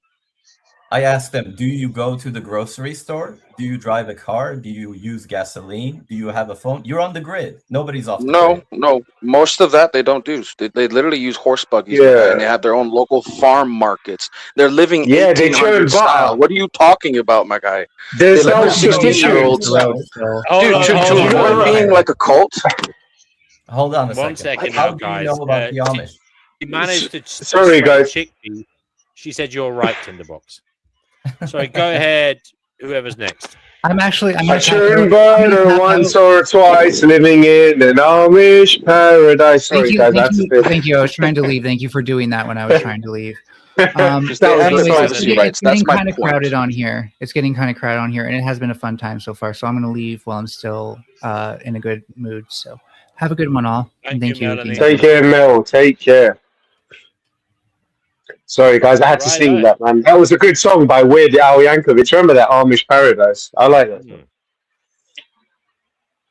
Well, dude, I've investigated the Amish. They're completely off grid. They barely use a phone. They let their 16-year-olds go to city life. They let them go explore the rest of the world at 16. I am right. And they let them have a choice. They're not going to force you to stay. So they let all their 16-year-olds in the Amish community choose to either go out into the normal world or stay with them. Randy, you guys, can we go back? What are you talking about? Efforts. The more you argue, dude, exactly. I'm trying to, DNW. My point is the Amish are. Can you shut the fuck up? What the fuck was your problem? Dude, be more respectful. Relax, guys. Guys, I'm going to put you both on mute for a second. Sorry, guys. Sorry. Because we have Chickpea here, and that might change the atmosphere. Chickpea, I'm depending on you to cheer everybody up. Really? Don't ask me to cheer people up. Good Lord, no. Well, that's fucked it then. The Amish Chickpea, Chickpea, are you worried about your privacy? Is it something you care about? I'm not bothered about it. At the end of the day, I've told you I've got the DWP monitoring my bank account. They have been for the past 3 years. They know everything about me. Everything. And you know what? If they find me interesting, well, they're going to be very, well, bored to tears. Looking at my... Crystal says it's all about blockchains. Digital blockchains are the way forward. That's how we're going to be able to retain privacy online. So hopefully she can come on and tell us about that. It's a lot worse. I do think, though, that you have to... I do have a lot of respect for the Amish, even if you take the religiosity out of it. The fact that they have their own communities that are really independent, and they have no crime rate. They're growing. Yeah, I have to respect them for that, man. I wish I could live in a community like that where it's like so... Dude, it's not dependent the companies on... don't know their data. Let's just say that. The whole reason I brought them up, the companies don't know the average Amish individual's data. They don't use phones and shit like that. Yeah, they're not exposed to like all the time traveling drudgery to the and whatnot. 1800s, still using. Yeah, the dude going to an Amish community. I'll tell like, you as what. a tourist, they do what have I some don't. places. And can I say one thing? I bet you they have great sex lives because they haven't watched a single fucking ounce of porn. No, I'm being honest. I know And the their Lord wives said, are "Be vanilla. fruitful and multiply." I know their wives. Listen, I like playing games as well, yeah, and I know their wives look vanilla as Dude, fuck. they- But I they guarantee don't use they abortion. probably, yeah. Dude, they I don't use spoke abortion too and they have a soon. very high fertility rate. I spoke too soon. Crystal Shaman says digital blockchain, instead of saving us, will actually take away the rest of our privacy. Unfortunately, that's what she's saying. So are we gonna have to go Amish to avoid this Blade Runner type world, DNW? Yeah, fuck it. I'm sorry. I am increasingly, I wouldn't say pessimistic, but it doesn't look good, does it? It doesn't look good. I mean, Like maybe we can drop down to 90s technology and not go all the way back. You know? No, I'm down with the Amish, bro. Fuck it, let's go. maybe there will be a movement to kind of high street banks again eventually, or real person interaction. Communities like that. I doubt it though. Grumps your sister not They're all closing down, Chippy. I know they are. Not that I care. Everything is closing down. They're going to kill us What's all the Blade Runner situation, DNW in London? Because I've You been will own looking at that nothing, and you will subculture. be happy. Maybe none of this matters because we'll just be getting our universal basic income, and everybody will be getting the same amount, so there will be nothing to worry about. And No, everybody's got a you'll camera in their own, face. and you'll own nothing, and you'll be happy about it, right? Fuck that. I'm riding out with my rifle. Sorry, guys. Have you got a rifle, Ron? He Not yet, can not join yet. he can join my resistance against the globalists. Yeah, I'm riding out, bro. Like Robert the Bruce, bro. Fuck this, bro. I'm gonna Robert the Bruce and the Patriots at the Battle of Bannockburn. Do you remember that scene where they're like starving and outnumbered, bro? That's gonna be me, bro. I don't give a fuck. I ain't living like that. I'd rather take one in the head, bro. Fuck that. Retro Doomsday says this panel never ceases to amaze him. He says it's like a petri dish of imbeciles. He's right. Well, Just a doomer. Maybe at least he we can come spell. on. Sorry. At least we can spell. Well, yes, Retro, that is most ungentlemanly conduct in the live chat there for a moderator. Why are you a moderator if you're calling everybody imbeciles? Why don't you come and enlighten us? Why don't you come and enlighten us, oh holy one? He's just dark about me and Kugu were ragging on him for his AI stuff a while back. That's what it is. Well, hopefully, Retro, you can come on and join the petri dish and see how it feels. DNW, Yes. we know the situation in London, but Yerf Dogs, what's the situation in Tokyo? So we know a bit of the situation in China with their surveillance state. What's going on the east side? Well, there's cameras everywhere. You just presume that you're being watched. I reckon it's like London on steroids. But the thing about Japan is they're very well behaved people for the most part. Well, that's right. There is, that's correct. Let's just say that's right. I have watched some. I have watched some videos on YouTube about like dodgy parts of Japan. They do exist. Dodgy parts of. But Tokyo. even the dodgy parts, like even like from Auckland, where I'm from, there are some places there you just don't go to after 2:00 in the morning. You just fucking stay away. Here, you're fine. You can walk around the darker sides of Tokyo, like Kabukicho and all that kind of stuff. You'll be fine. You'll be fine. Are there classical monastic guys? Hold up, before we stray from the Japan topic too much on the surveillance stuff, are there monastic people like the Amish but more Shinto in Japan? Europe dogs, like, do they have small villages that are not technological? Not that I'm aware. I mean, obviously, the further away you get from the urban centres, it's Most less likely in the north. technological. But yeah, there are definitely Buddhist temples and monasteries. I sometimes go down to one of them to meditate. It's yeah, they're not, but they're not isolated to that extent. No, I wouldn't say they're that far. Well, what other cultures have a system where they avoid surveillance, even if it's not religious, maybe even political, like the Blade Runners of London? Because they think about this all the time. We a lot have of these vegan communities who equilibrium. want their Vegan privacy. equilibrium is joined. I'm trying to figure out. You know, if people are so well behaved in Japan, how did there develop a criminal class like the Yakuza? That goes back to the Civil War. Yeah, but they're all organized crime, right? Because they go all the way. They're literally spawned samurai of old. A lot of them are old samurai clans from way back that were scored. I imagine those guys do it with honor and don't do it in a crazy, overt manner. They do it in a very sophisticated, clean manner. There is sure. So a parallel I might draw that might be understandable is perhaps the Italian mafia. I mean, yes, they are criminals. Okay, but they do contribute to the peace. How did punk rock become such, like, there was a big punk scene in Japan in the 80s and 90s. Talk into your microphone, vegan. I'm just curious about how that springs up in a place like Japan.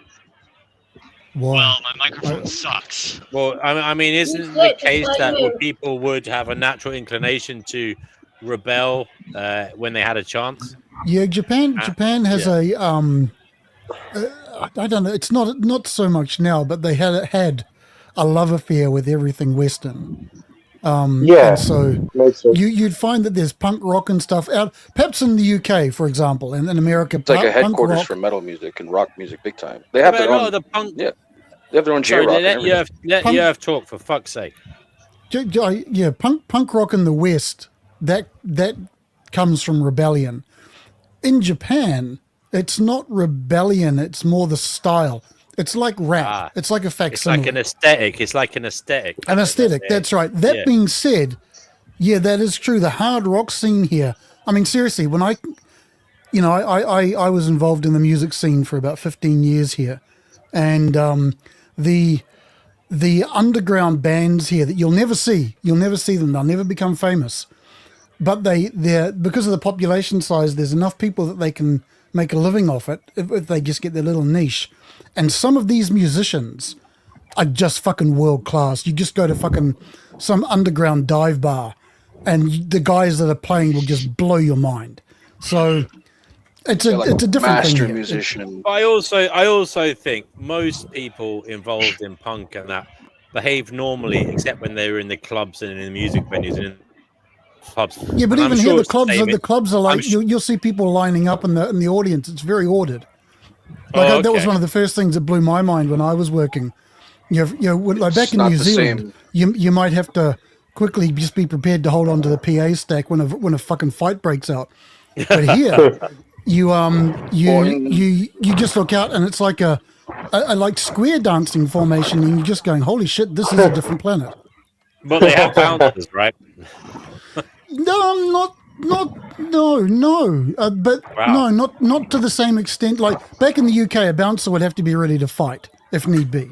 Here, no, actually, no. They're just not that common. No.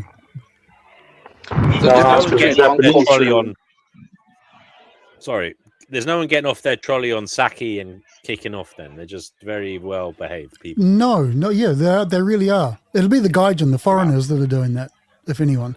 Yes, but even then, if there is a scrap, it doesn't turn into a big riot kind of thing. It'll just stay with the parties involved. So yes, because no one else will join in. And no, dogs. I want to ask you. I've heard in Japan, like this. Yes, probably. What the fuck? I wasn't going to ask that. I'm just fucking being a dick. Holy shit! Yeah, no, I was just going to ask because you are like the race thing question he's referring to is the human race. Yeah. So you're like our informal correspondent for all things Japan related. So yeah, I was going to say, so Japan, there seems to be this sort of pro-nationalist movement as well, and I've heard like certain communities are causing problems over there, like the Kurdish community.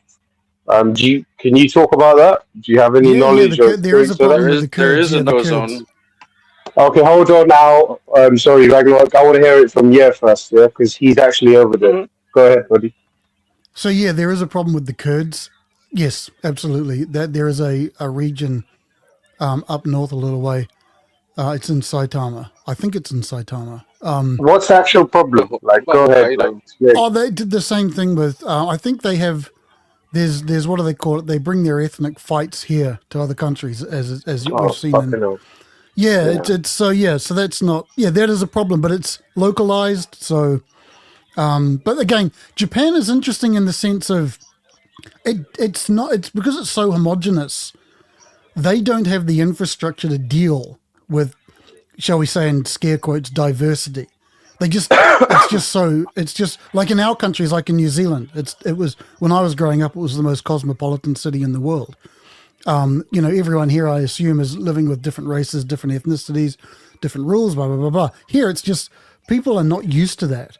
And the country is kind of on a push me, pull you thing. There are, I don't want to waste the time. They are an interesting kind of anomaly for that reason, because all the other major developed countries are mixed and have been for some time.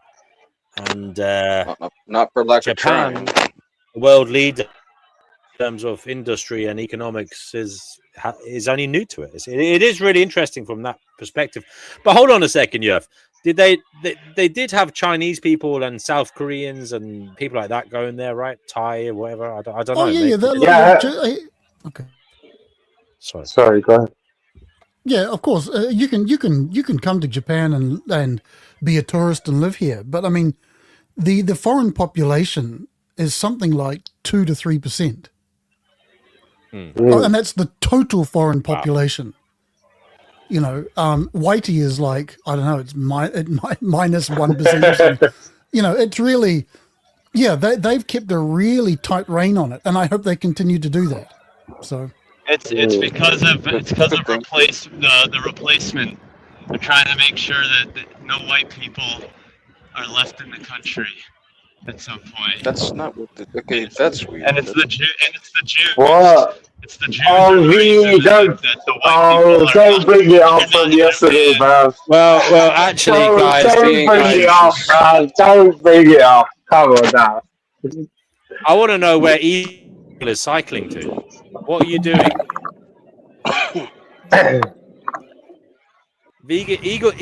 Evil Knievel, aka Vegan Equilibrium. You're out on your bike. Tell us about that. Tell them about what? I didn't hear it. What did you say? Are you having a nice long cycle? Oh yeah, it's great. I love being out on my bike, especially in the more naturey areas. I do want to say, you guys completely misrepresented what I had said yesterday. You really how? Totally. How? You totally strawmanned my point. My point was, you weren't strawman. It shouldn't. Yes, it was. My point was, it shouldn't matter what color. Dude, your camera is just pointing at your nutsack. Your camera is pointing at your nutsack. Sorry. Sorry, buddy. Why were you? And it makes me feel very vulnerable and insecure. Why were you the first one to BMW, notice it? I better see your YouTube short on that BMW. I don't pick the shorts. AI makes them. So Yeah, I call it BMW. Make that into a short. You know it's going to be funny, bro. AI, clip that man on the bike. Sorry. So, yeah, I just want to say that I was not saying what you guys said I was saying. I was saying that it shouldn't matter what color we all end up becoming. Now, if there is a plot to like purposefully kill white people, obviously I'm against that. But like that's not. I think that was the problem. Vegan equilibrium. I think that was the problem, brother. They were saying. Yeah, but why did you call me anti-Semitic for simply for giving you the same paradigm but inverted? So that why would that make you anti-Semitic? You did. It's not the same. You weren't bringing up the same thing. Bro, yeah, I literally was. What are you talking about? You literally said it doesn't matter. So I said. I'm saying, look, okay, for example, Judaism, being Jewish is not a color. It's an ethnic. Yes, it is an ethnic. Exactly. So being white. Guys, can I just say something for a second? And I'm going to say two things. Initially, I think the problem was using the word when, as I tried to explain at the beginning of the show, biologically, nobody is going extinct when people are breeding. It's just that the person their children will look slightly different. That's all, or very different maybe. But the point is, most white people don't even breed outside their race, dude. Sorry, I'm saying actually that's not true. Most groups. No, most groups. I don't think that's true. If you look around London, for example, you will see. I would say the majority of white people now are in mixed race. London is synthetic. BMW. Actually, I'll take that back. I don't know what the statistics are, but they are bloody. Outside of the major cities, it's outside of the major cities. It's pretty much white English homogenous in England. Yeah, you're correct about that, regular. Because I was actually in. You walk around, most couples are mixed. It just looks like that, doesn't it? Yeah, like a lot of the English guys, they're all with these Oriental women in London. A lot of these upper class white English guys, they just like to be with Oriental women. I don't know. You'll have to ask them about that. Yeah. I can explain that. Oh, so you're going to talk on behalf of all of white English men, right? Okay, all right. He's part of the Anglosphere. Actually, absolutely. Funny you should say that because I have been voted in as the representative, just so you're aware. Didn't you know he was a representative for the Nordic people? And no. They're an alien race that came here in the year 1000 AD. And yeah. So go ahead, Jeff. We came on our Hyperborean ships. No, it reminds me of, and I know this is probably going to be a little controversial for some, I think, but in Singapore, what happened was the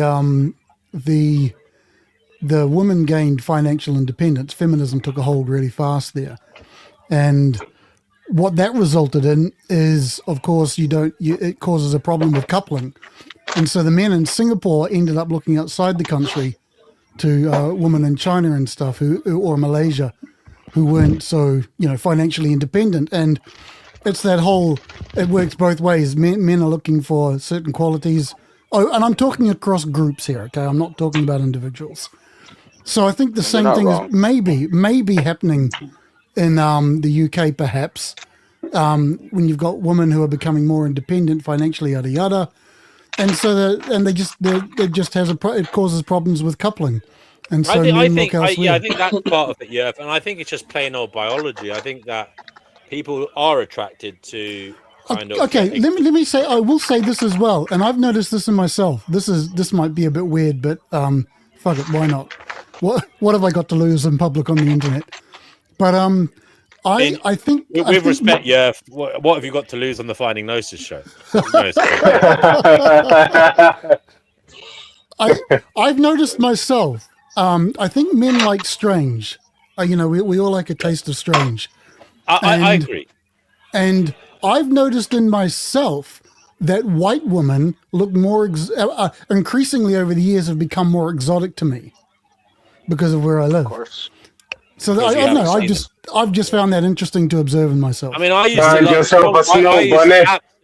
used to love blonde women. I absolutely love blonde women. I don't like. It's rarer in me to like a blonde woman now than I used to. Okay. Because I like that. I like that exotic looking woman. When you walk around London, there's beautiful women everywhere. Because there's women from all over the world. To be fair, there was a time I can agree with that. I'm a mixed guy. Hold on a second, just let me get in. When I'm a mixed race guy, I dated this really beautiful Polish girl, and I don't know why, but she was paler than the clouds, right? And but I was into that at the time. So yeah, like Yerfdog said, I found that to be exotic. She was like my little snow queen, Elsa. But yeah, it's interesting. It's interesting. I wouldn't like that myself because I'm white. I mean, I don't know. When I was younger, I had white girlfriends, but now I wouldn't want one. And I think also I need to say this, the end of. Hold on, Ragnarok. Close your please for a moment.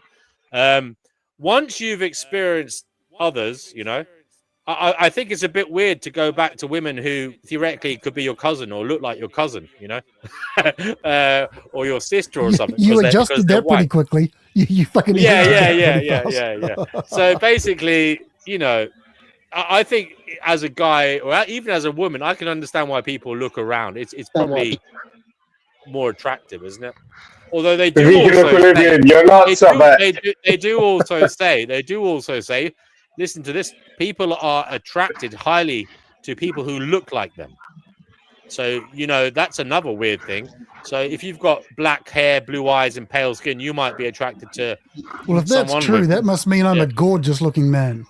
Wait, so I completely missed I completely missed what you said. Say it all again. Oh, Christ. No, you can watch the rerun, mate. I don't even know what you're referring to, so it was about rude. I think I just don't want to stifle the conversation, that's all. Yeah, vegan we've moved on. Vegan equilibrium, we've moved on, and we're talking about the fact that people tend to like a bit of strange, as you put it. Women from other parts of the world, women who look different to the women in your kind of race or your ethnicity, and that seems to be a thing. And what's another thing I've noticed is in London, a lot of mixed race people couple up, which is interesting as well. I've seen that with a few people, and that is always quite interesting. People who have the same mix couple up, which is interesting. Look, there's no right or wrong. People do what they want as long as they're adults. So, but yeah, we are talking generally. about that. I think it's anecdotal on my part. I've been waiting for a while. Oh yeah, go ahead. Sorry, go ahead. Yeah, go ahead. Thanks. In Canada, there's a lot of mixed race, and everybody like New Zealand and London, they're all like, we're the cosmopolitans. Canada's been doing it a little longer than most. And because it's the point. Canada's always been that kind of colony where the rest of the world comes in, right?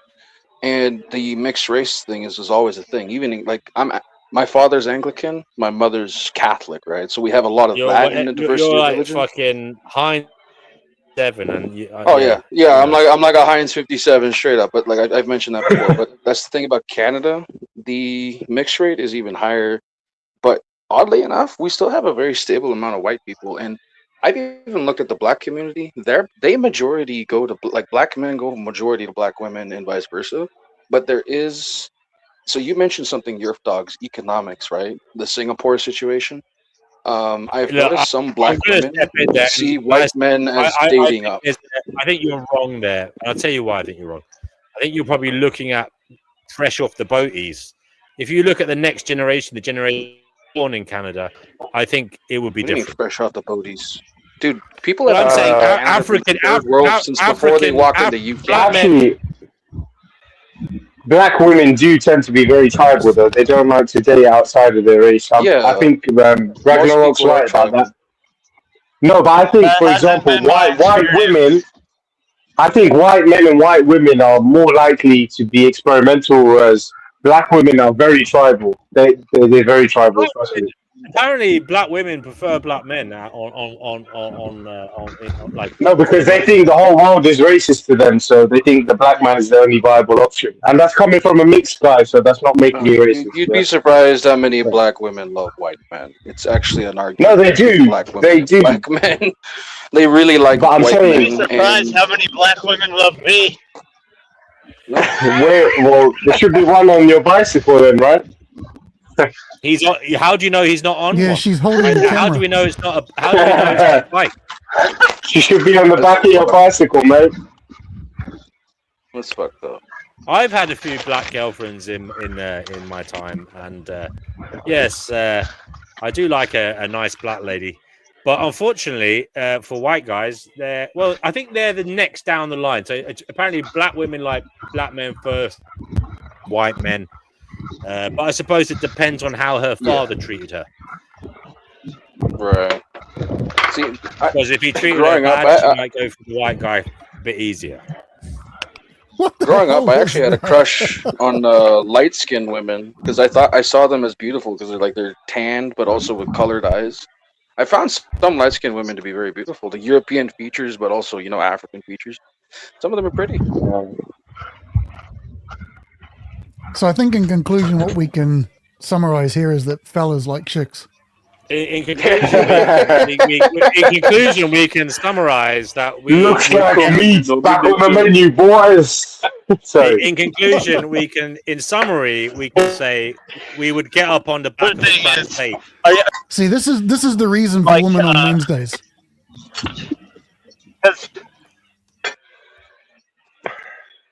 Vegan equilibrium. I don't know. He's just frozen in time there. Yeah, but in summary, I think we can say we'd get up on the back of a crack plate if we were horny. Right. All you gotta do is draw a triangle. Didn't Kenny have that Indian chick thing?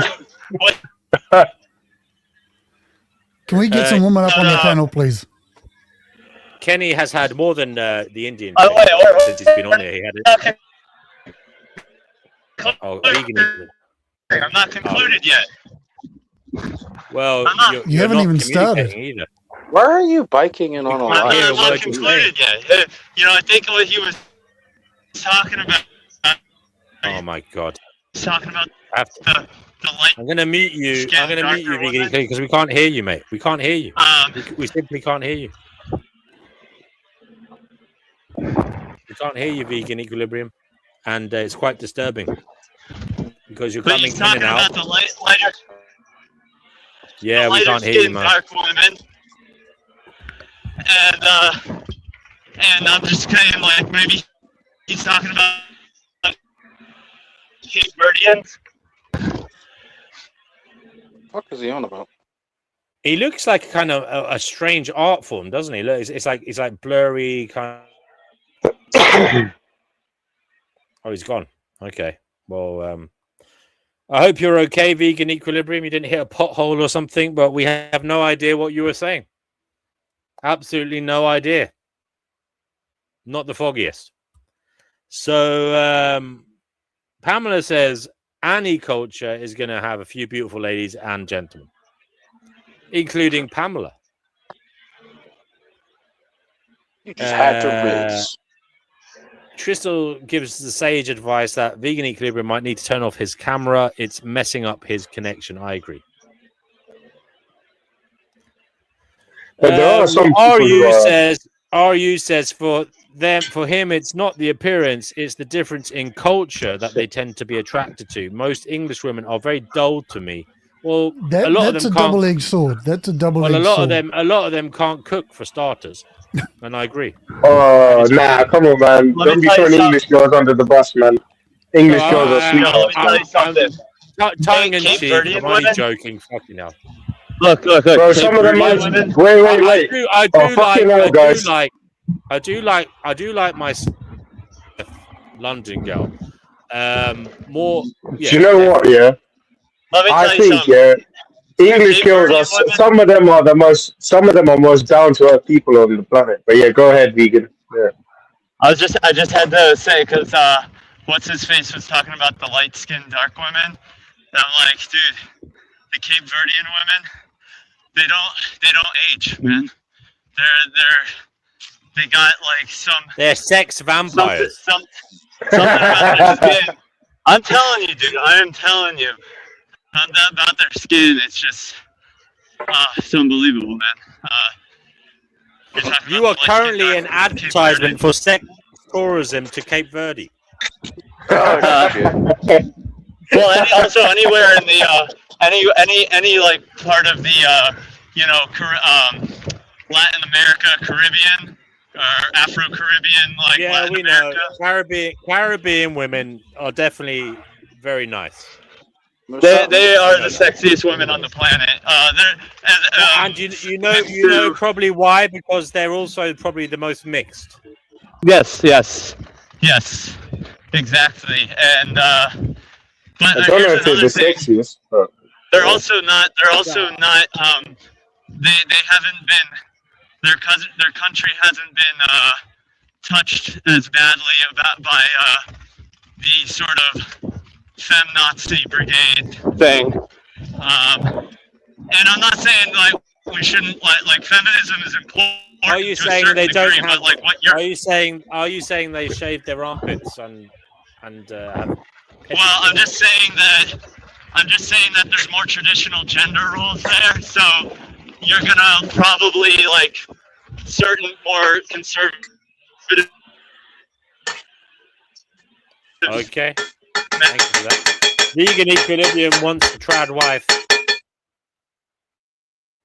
Okay, Yeah, you could say I could say the same thing about Eastern European women. I lived in Russia for a while. Oh yes, the women there. My God, I mean my first was Russian. She annihilated me. I was like, no. I've heard the Belarusian women as well. When I was 17, I had a Russian girlfriend who was 21, and she said to me one day. She said to me one day on the bus, "Is it true if I have a baby, they give me house?" And that is, I left her. I left. I did leave her. I did leave her. Smash. And you said baby trap alert. No, I left her. I tell you, I don't think I've ever run as fast, but I didn't. DW, did you say does Vidania? Actually, she was a Ukrainian of Russian extraction. Her parent, her most Ukrainians are technically from the Rus anyway. There's like a but she was like more near-term Russian. Yeah. No, but you know what? Yeah, I've actually heard Belarusian girls same thing. What Yerf was saying, Belarus as well. Like their women are meant to be really nice. Eastern European women are rough, and they're not shy about it. They will date an ogre. Okay, they will make a man out of an ogre. Have you seen the disparity in beauty between men and women in the east of Europe? It's always like some ogre tough guy. I don't know about that. There's a lot of gorgeous-looking men in that part of the world, mate. Fuck. Oh, I'm sure. No, really, there are model-level guys there. Fucking what part of the world? What part of the world? I was talking about Eastern Europe. Russia. Oh no, them chiseled jawed fucking robots. Yeah. Some Ivan Drago. They don't all look like Ivan Drago. They don't all look like Ivan Drago. What do those chiseled jawed exemplars of humanity and masculinity have on me? Yeah. Nothing. No, they are. They seem to be a people of alpha males. Yeah, including. So your dogs, are you Rocky Balboa in the ring? Andy says black women from Africa are the absolute top tier for him. I have to say, I was in South Africa and I won't say what conferences it was, but I went to a conference, and at the conference there are women from all over Africa, and the women from Mali and Eritrea, countries I believe with some of the most beautiful women in the world. I mean, this is a very atrocious, and I'm sorry, women, you're all beautiful. All women are beautiful. It's true.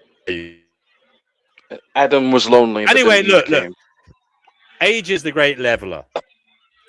So don't worry. To be grannies anyway. So Yeah. And everybody You want to know what died. my grandmother, dude? You want to know what my great grandmother told me in front of 200 people? She was part of 13 siblings or something, like way above a dozen. Okay, and then her children were also around 10 children to like 15 children range. And then she had her Gen X great grandchildren that were like 3 or 4 or 5.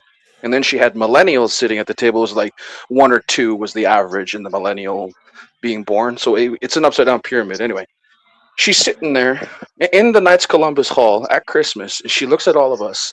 You're all here because I had sex. Everybody laughed, and nobody expected this Catholic devout woman to say such a thing.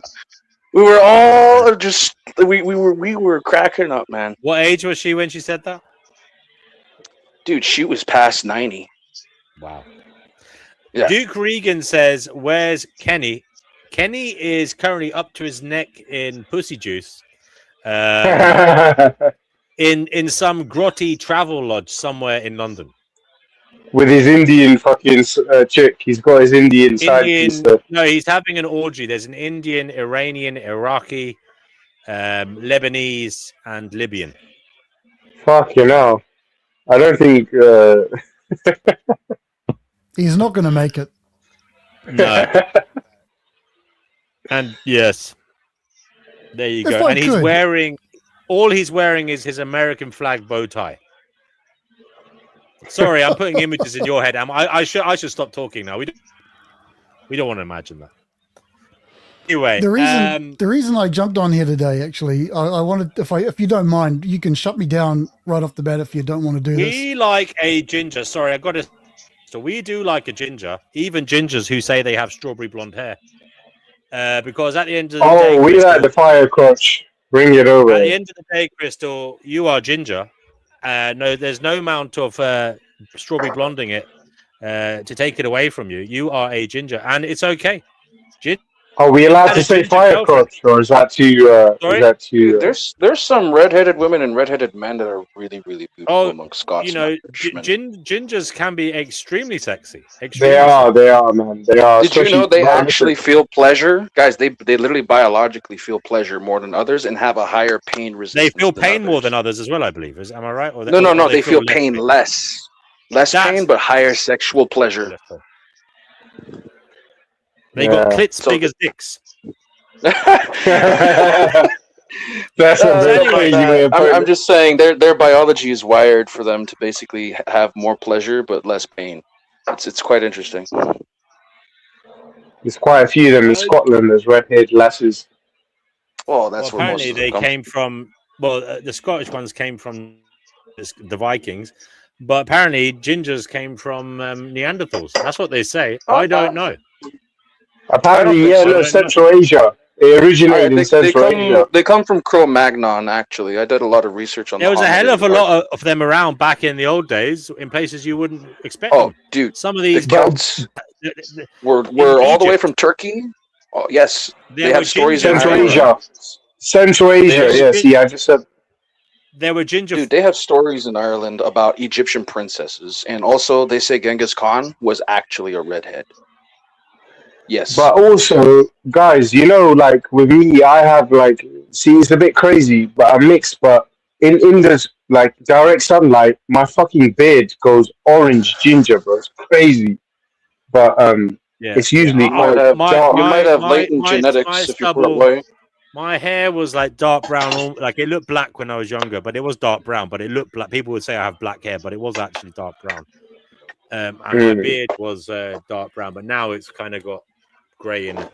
But the point is, I've seen these people, two-toned motherfuckers, walking around with like brown hair and ginger beards. It is a thing. It's quite common. That happens to me. D&W, that's me in the sunlight, man. Literally. That's interesting. But no, there are people who are born like their hair grows a different color. You know.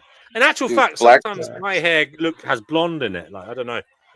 You want to know a weird genetic fact, D&W? This happened two ways. There was a white couple, both of them are white, and a black couple. So one of them lives in North America, one of them lives in the Africa, right? Although there is individuals there with mixed ancestry, although they're white and black. they had a black baby, the white couple. So clearly the white father was like, what the fuck? They did a genetics test. It is actually his. And he found out he has a black ancestor from the slavery days of America. And so the genetics popped up again. Now, back in the Africa case, a black couple had a white child. It was not albinism. They tested for that. It was actually, he had an ancestor that was European that came to Africa generations ago. So me, I have Native American in the back, right? I might actually have like a Native American come out down the line if I keep it white. That's not a joke. That could happen. It'd be the last Mohican, bro. What the fuck? Reborn will not last anymore. It'll be the last of the Mohicans. Honorable Battle Vomit says there's Middle Easterns with blue and also green eyes about Iran and the Turkey area. Yeah, rare but does occur. Yes. I mean, the Iranians. Iran is known for Indo-European genetics. They're apparently Caucasian. Yeah, Afghanistan as well. Apparently, some of the Afghan women behind those burqas are fucking sexy as fuck. Kenny is taking a break from shagging 10 women in a row to join us. Fucking hell, Kenny. Make sure you have a shower, you filthy bastard. A woman I met on Tinder was meant to be staying over, right? But then I shared some videos of me on the show. And she was up for it. She was going to sleep over, right? She was going to watch the World Cup with me. I even put her a MAGA hat on and she was loving it. Look. Hey. So hold on a second. What? She watched the show and she got put off? No. No. She sent it to the group chat with her friends. Oh. And one of her friends saying, is he serious? That means he's a racist and a sexist. And she was panicking. She actually phoned her up and said, don't stay over at that guy's house. Women and group think, huh? Kenny, you got officially... came back you to got the bedroom. officially... This is just before kickoff, right? She came back to the bedroom and she said, I can't stay over. My friend's worried about me. She really wants me to go back. She says, but I'll watch the footy with you. I said, no, just go now. There you go. So Kenny, you were officially cockblocked. No, he's a man of principle. I respect him for that. He's a man of principle. He is a man of principle. I said, if you're going to take the side of a woke feminist, just fucking go now. Yeah, can I tell you something? Kenny, she succumbed to the group Can thing. I tell you a weird phenomenon? Guys, I need to tell you a weird phenomenon. Left-wing women are secretly in love with right-wing men like crazy. It is it's like a political kink, not a joke. Yeah. Left-wing women love the racist exotic. It's a story as old as time. It's a story. The thing is, Peter, this woman that I was with tonight, she wasn't even political at all. She didn't care about politics one iota. She says, I didn't even watch the fucking news. But she found it hilarious, the videos that I was showing her of me on the show. She loved the MAGA hat. She was up for taking a selfie and sending it to her friends. She didn't give a fuck about politics.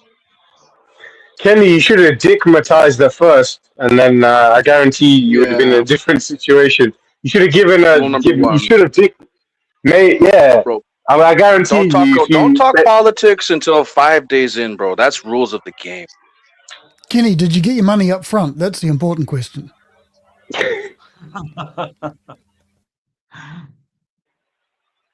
We cooked a lovely pasta bake, by the way. I mean, she's a good cook. She helped me cook the pasta bake, put the chicken in, the black pepper, the seasoning. See, that's one thing. That's one thing about women. Sorry to be so stereotypical. Is this? They always, some of them succumb to this fucking group think, man. For fuck's sake, man. Yes, the group think is more. Ladies, you need to get a mind of your own. To be social, and there's always some jealous lesbian trying to knock you off your perch. I'm joking. Sorry, that wasn't. Speaking of that, what do you guys think of the Odyssey movie? But actually, I was joking, but that did happen to me in the past with one of my ex. Fuck to España, my ass to España. Did you guys see the World Cup final? Did you see the World Cup final? No, I think before we stray, yes, I did. Yeah. They Before couldn't we get stray rid from of the Donald topic Trump. too much. Donald Trump decided to celebrate with the Spanish team. They couldn't get rid of No him. It's shit. funny. You know, he So, did that Kenny- on purpose because in the past he was accused of not going him as well. I forget what it was. Was it in the Club World Cup or something? He was in. Yeah. Are we still talking about pussy? It's kind of. I'm bringing it back. I'm bringing it back to that. I'm bringing it back to that. We're being Guys, a bunch of degenerate men. I'm going back into listening mode. Good night. Thank you. There's only men. There's no such thing as degenerate men. Kenny, before you go, That's true. Kenny. Oh, he'll hear me in a minute. So I wanted to bring up, you know, the You wanna know something anti-Zionists. interesting? It's Okay, I'll get interrupted. Fuck it. Oh, yeah, we would like to know something interesting. If your camera and turn off your camera so we can hear you. It's using up all your bandwidth or your fucking reception. okay. Think about how. Christ, you can't even hear me. I'll take my father's name in vain. Everyone. How do you know I wasn't saying a prayer? A lot of people have very different viewpoints about things and argue with each other. I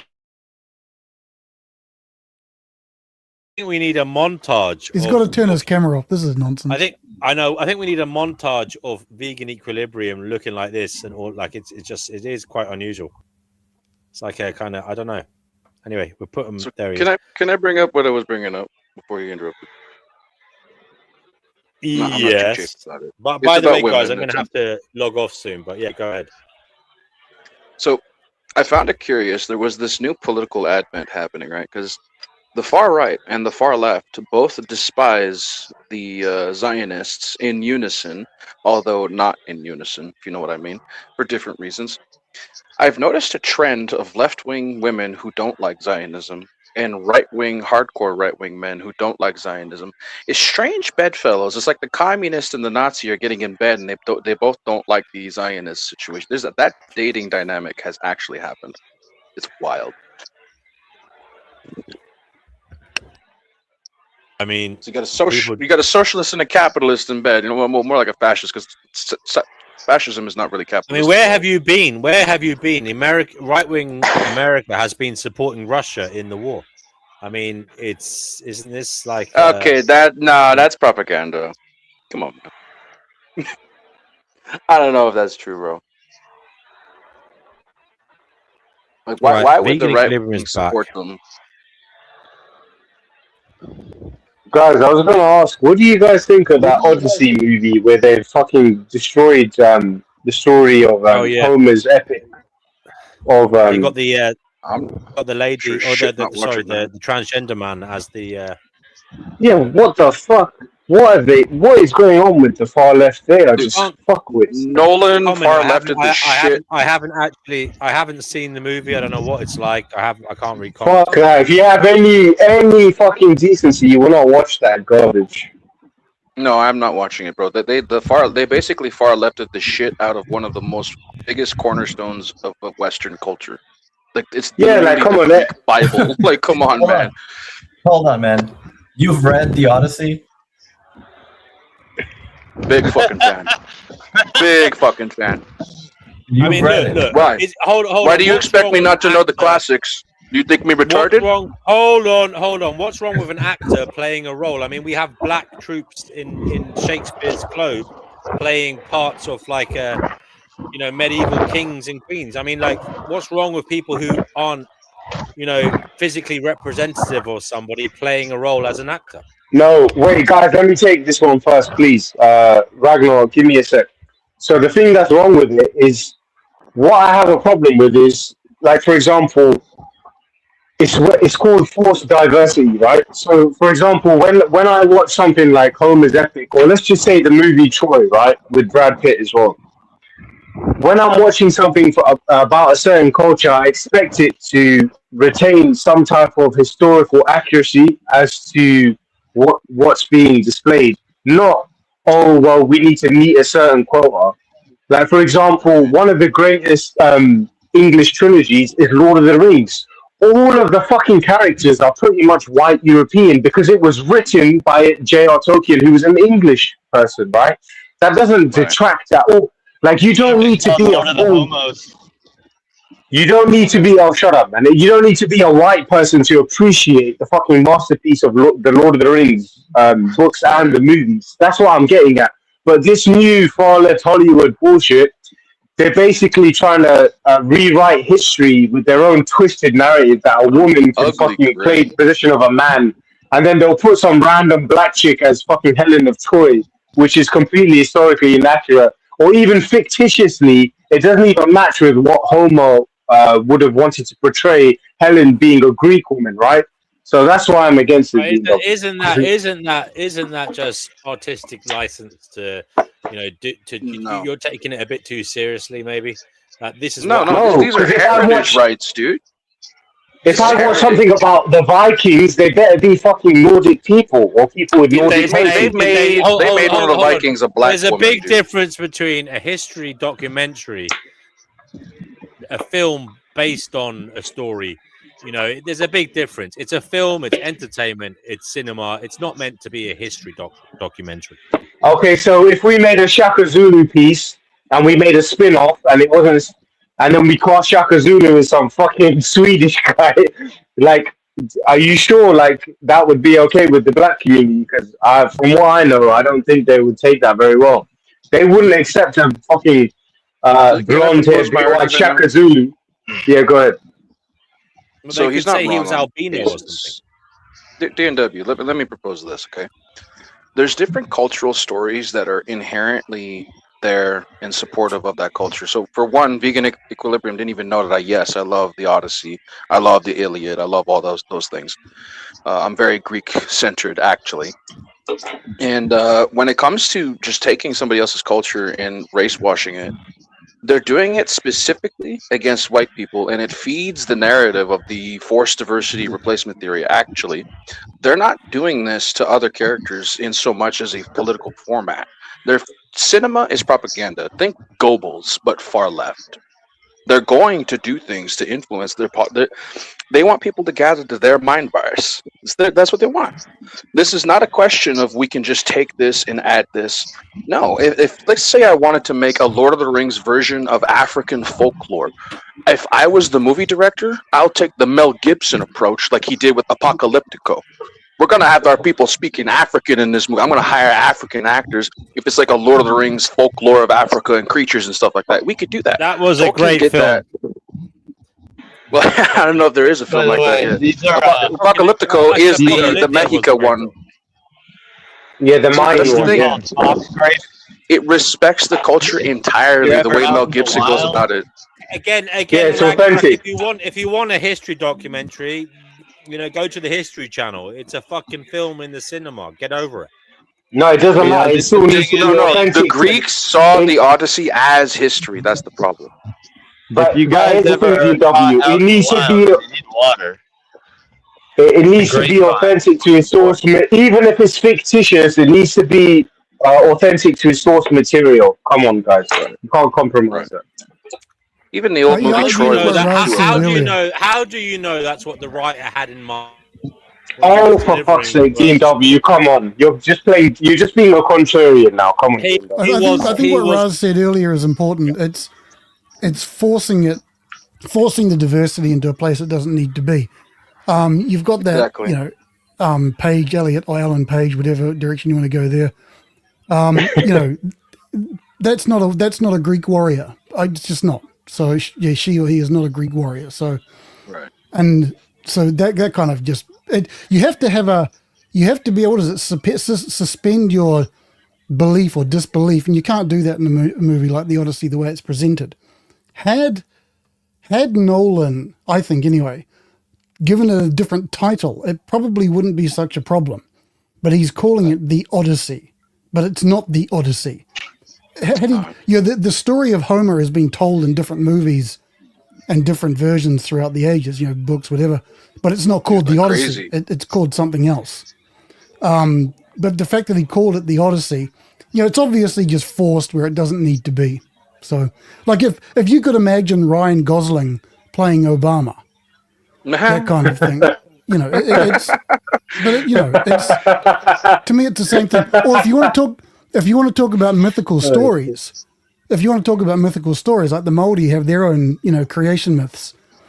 Okay, if we as I think Raz, you said, what if we got a couple of Swedes to play the Dude, tribe? you should tribal check the elders. Zulu mythology. They could make a whole Lord of the Rings type movie out of Zulu mythology alone and That's cast right, all because black the actors. story is not unique. It's not. Whilst you raise good points, guys, is there not in this contemporary time something good about people from different backgrounds playing a role, getting into the story and sharing that story with others outside of their community, connecting through the story rather than separating because of it? I think that's nonsense. I've never had a problem connecting with the stories from other cultures. Another thing is that D&W, they have the money to make an awesome movie. It's not like everyone can just go make their own version of the Odyssey. I see what you're saying. I disagree with that representation idea. I don't see myself represented. I'm not on board with that. I don't even care for representation here, dogs. As an author, I say we need good character development, good stories. It doesn't matter the setting, so long as you're if it's based on history, it's got to be respective of the culture, right? Like I said, we're not going to cast white people in a Zulu mythology movie. For those of you who have seen this film, how loosely, how based on the story, the original story, is it? I don't know. Very rough. Did they even put the part in where the dog recognized Odysseus? Because if that part is not in there, I'm gonna piss on that film. Like, there's a wonderful movie about Dogen's life and the way that Zen Buddhism came to Japan. It's incredible. It's 2.5 hours long. It's brilliant. There's not a white person in there. Why should there be? And if there was, it would just ruin it. Just That's okay, according to the DEI people.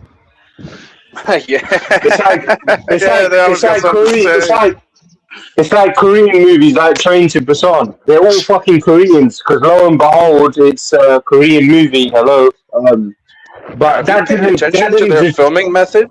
In Train to Busan, their filming method is stellar as fuck. The way they move their camera systems to film all that's quick, fast. But what I'm saying is, like, we can all appreciate everybody's different culture around the world. Like, I'm a big anime fan, and I've always watched it Japanese audio with English subtitles. But over time, I've come to appreciate the Japanese language.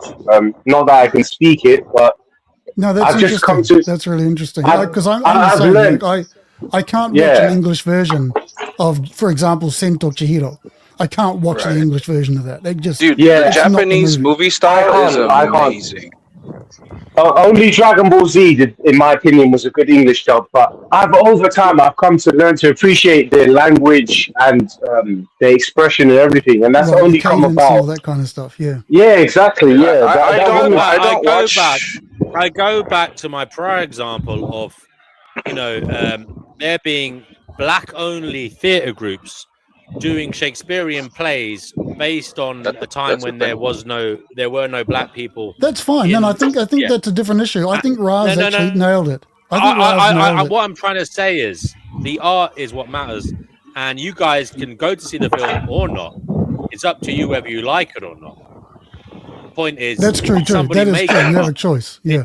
It's someone who's making art. They're doing it their way, and it's your choice whether you like it or not.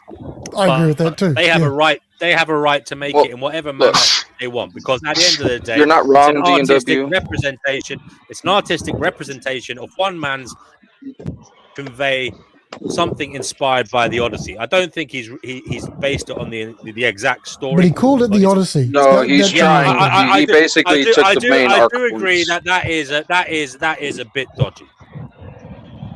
Can I explain one thing though? But Raz made a good. I would have no problem him calling it the Odyssey and having Elliot Page or whatever it is, Page whatever in it, if the storyline was based exactly on the Odyssey. But the fact that you guys are telling me this story is very loose at best, if not at worst, it's not represented at all in the film. I think it's a problem calling it the Odyssey. But that's not because she's in the movie. I don't have a problem with that. Well, look, DNW. This is my point. So let's look at different movie styles, like Japanese, Western Hollywood, Bollywood, even UK has its own flair, right? Christopher Lee very much put that on this world stage. I love Christopher Lee, great actor.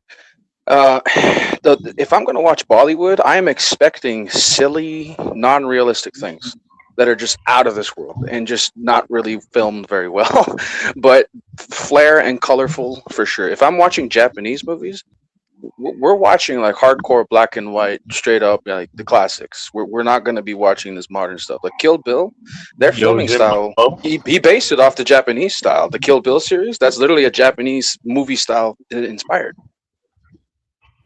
Yeah, the style, but it's not a Japanese movie per se. I agree with both Raz and DNW. DNW, your point, we're all free to not watch it if we don't want to. That's very valid. I totally agree with you on that. We don't, we can complain about. We don't have to go and watch it. It's not compulsory viewing. The other side, what Raz said, it's the forced part of it. I also agree with that. It's just forcing different people into these roles for the sake of diversity. That I agree with Raz on that point. So, I like how animation, like manga animes, when they do animes about European stories, they keep it in appearance of European culture. But when they bring in a culture like, I don't know, One Piece, I'm not the biggest anime fan, but I know there's different racial characters in One Piece. It's the situation of the story, the era, what's going on, right? Are we in the cosmopolitan future or are we in the ethnocentric past? But One Piece, for example, it's a sui generis in the sense it's creating its own mythology. It is what it is. It's not it's not pretending to be something else. So that's the author's liberty right there. He could put in anything he wants in a story, and that's the good thing about these kinds of stories. Ragnarok, the first example you gave is a good anime. It's called Vinland Saga. That's exactly what you were talking about. So it's literally about like the Nordic civilization, and lo and behold, they respected all the Viking characters, culture. they all look Nordic, and that obviously makes sense because it's based upon Nordic civilization. Yeah, Vinland Saga. Yeah. So that's the thing. The Japanese have a way of respecting other cultures if they're going to make artwork about them, and I like that about them.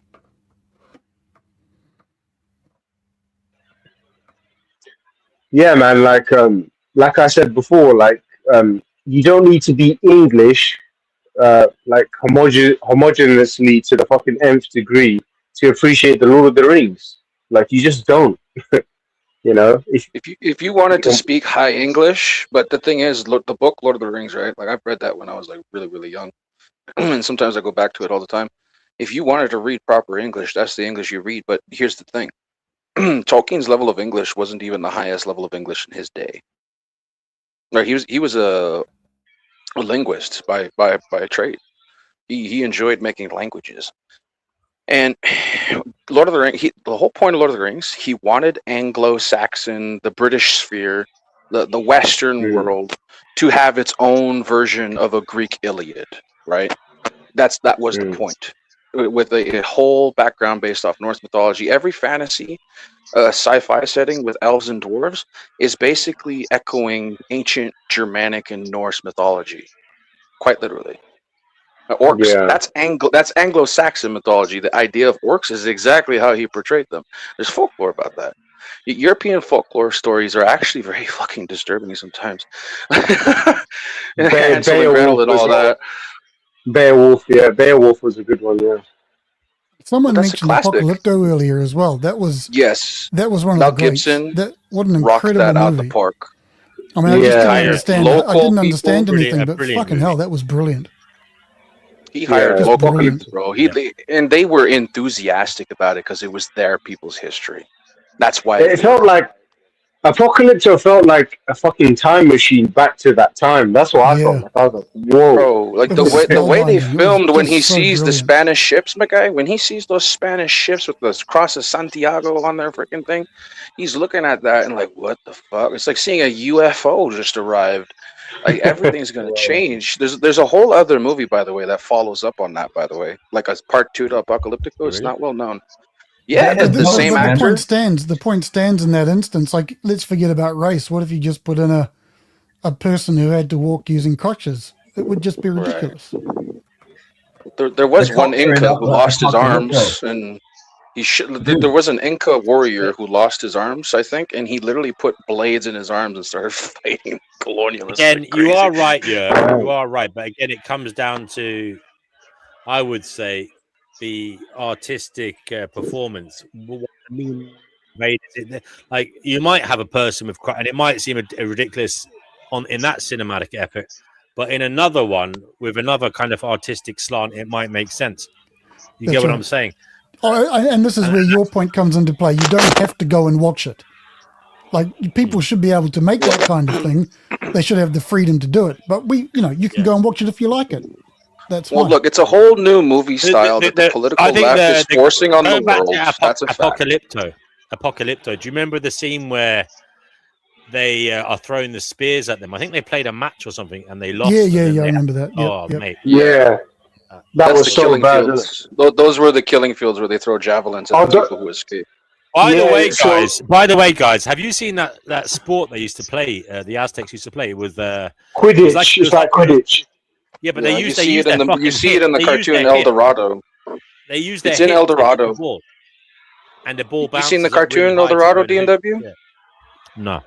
You've seen El Dorado, right? Well, they literally show it in that Disney. I'm telling you, the skill of that game is the skill of that game. Did you know the losers of that game actually get sacrificed? Yes. And sometimes crazy. It was seen as an honor to get sacrificed. No, speaking of the sacrifice, you remember when they like cutting their hearts out on the altar and then like decapitating them and throwing their bodies down? That was fucking grim. That was crazy. They based that off direct accounts of Cortez. The whole theories and journals. That is literally what happened. They were so skilled at it. Take the heart out and show it to the person who was being killed, whilst they were still alive. All to appease their god Kukulkan. I still remember that guy. He's like Kukulkan. He was, and apparently he was terrifying. And apparently, once they got the eclipse, Kukulkan had enough blood sacrifice, so they stopped killing them. Russ, do you remember learning about them? Do you remember learning about the Aztecs when you were like 9 or 10 years old? Because I remember that's when it was on my curriculum here. Look up the journals of Cortez. If you look up the journals of Cortez, they were small, outnumbered. They had better equipment, horses and cannon, but they were surrounded in a city at one point, and they held the emperor hostage. They watched these things go down. Dude, when Cortez saw what they were doing, sacrificing people and basically throwing their hearts to the fire, okay, what's the Catholic frame of reference at that point? Oh, in the Torah, where a lot of Catholicism also comes from, shall not sacrifice human beings or children to the fire, right? So like Cortez is looking at this like, I need to kill you. This is not colonialism anymore. This is conquest. Like, he has to stop these people. It was almost seen as a divine thing to do. I mean, but he also.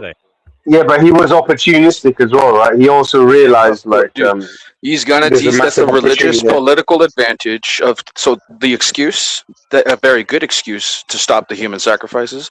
The business excuse, of course, funded the expedition, of course. Apparently, yeah. You know what, Ragnarok? I read a lot about Hernan Cortez, and apparently he was a very charismatic man, and he had experience in the legal. He was like in the legal profession at that time. He knew law code. Apparently, he had a way with words, and he was very charismatic as well. That's what I heard about Hernan Cortez. Dude, he convinced the Tlaxcalans, although not too easy. It was very easy because the Tlaxcalans had bad relations with the Mexicans, who are known as the Aztecs. They're actually called Mexicans. The Tlaxcalans told Cortez and his band, "We need to have a battle with you," and they reacted like, "What the fuck are you talking about? What do you mean we have to fight? Aren't we alliances?" And the Tlaxcalans told them, "We need to know if you can hold your own." So they actually fought each other very brutally as to see if they're worthy of an alliance. So that was the mentality of the Tlaxcalans, because they knew the Aztec Mexicans were basically constantly kidnapping them and sacrificing them to their solar god.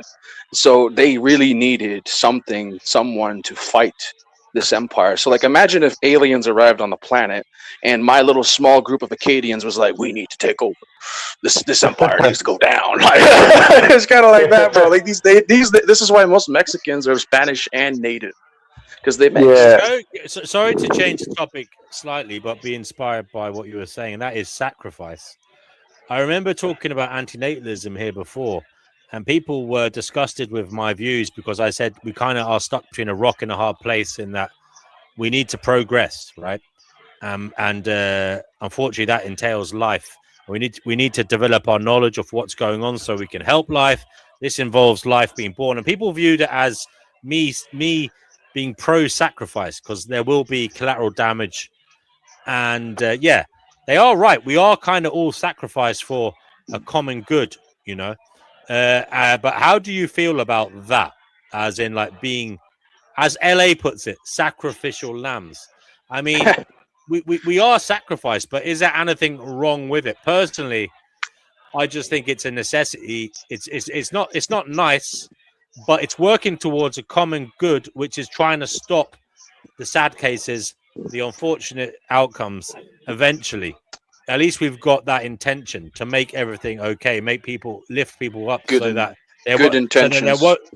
that there won't be people feeling like they are hard done by, that they are, you know, those sacrificial lambs with the short straw. Well, those good intentions are not necessarily. Do you guys ever feel like you were sacrificed? You are sacrificial. Everybody is, yeah. Everybody is. Everybody is. We are exactly. I agree with you. Us. We are all sacrificed for something. But the point is to try and find virtue in that, meaning in that, and try to make the most of it rather than complain about it. Sorry. DNW, I've actually been having to struggle with either complaining about my past or alchemizing it, and I chose alchemizing it. I literally had a demonic cannibal cultist explicitly try to human sacrifice me. He explicitly sought to do this. He has been since handled, let's just say that politely. He wanted to sacrifice me, quite literally. All right. Well, Ragnar, with respect, I'm sorry to hear that, but I don't want to get sidetracked. I want us to just. You're talking about sacrifice, like, are you wanting to talk in metaphor? I want to focus on the kind of general theme connecting us rather than these kind of outlier experiences. The fact that we are all sacrificed by society. No, I don't think everybody's been sacrificed. Okay, go ahead. Tell me why.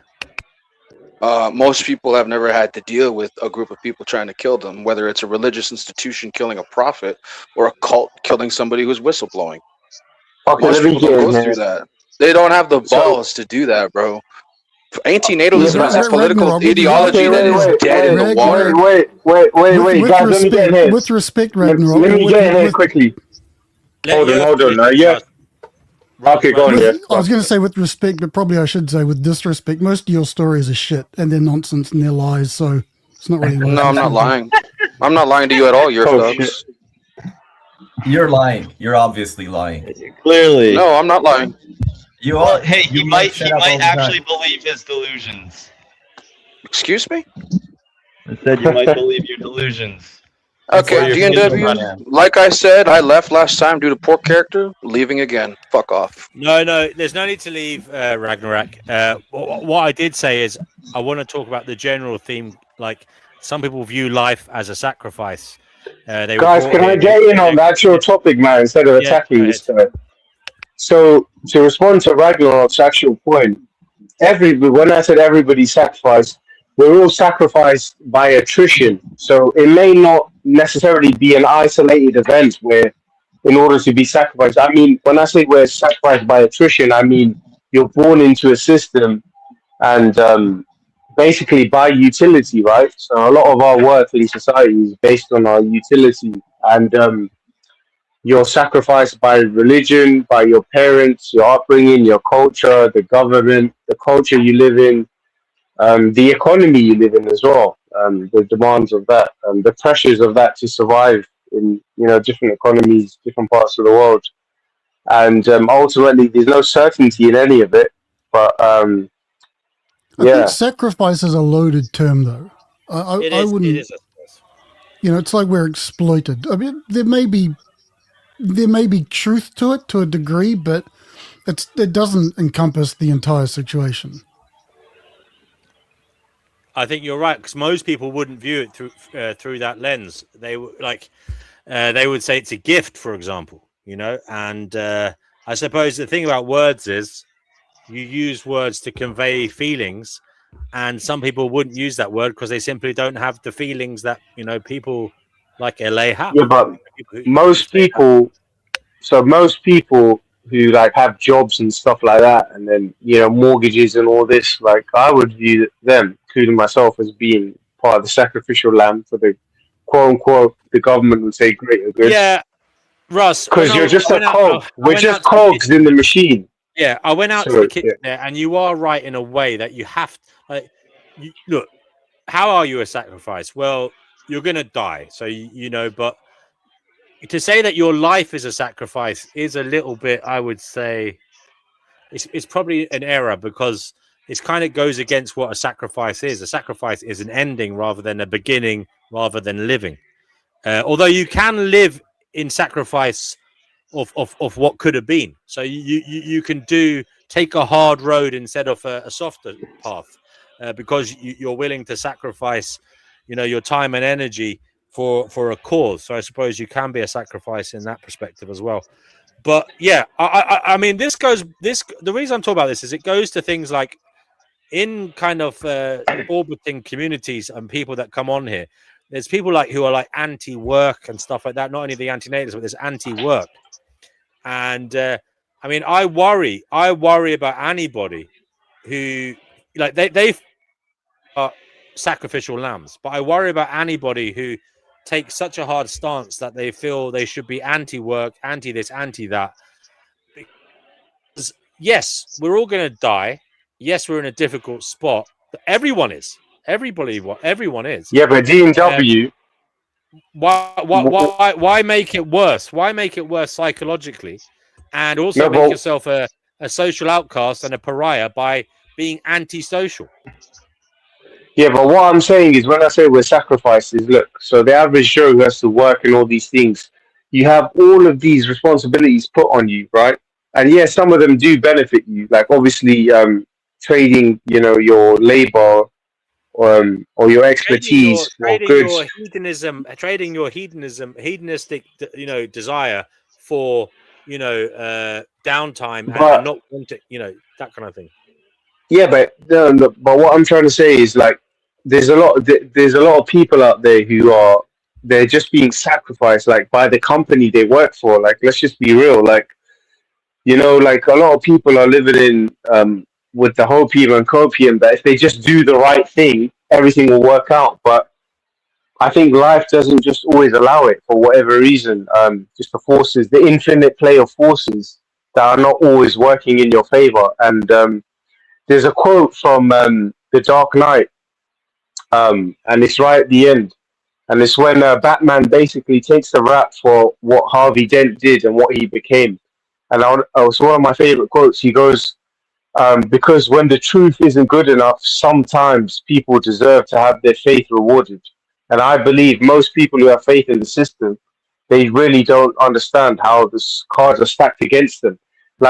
There's people out there who paid into their pension, went to work every day, paid their taxes, and it doesn't always work out. There was people who were great fathers, great mothers, great spouses, and then they end up on the bad side of a divorce. So all these different institutions, they're literally being sacrificed. Well, that's what I'm trying to say. Because at the end, it's all expectation on one side, but there's no guarantee of result from the other side.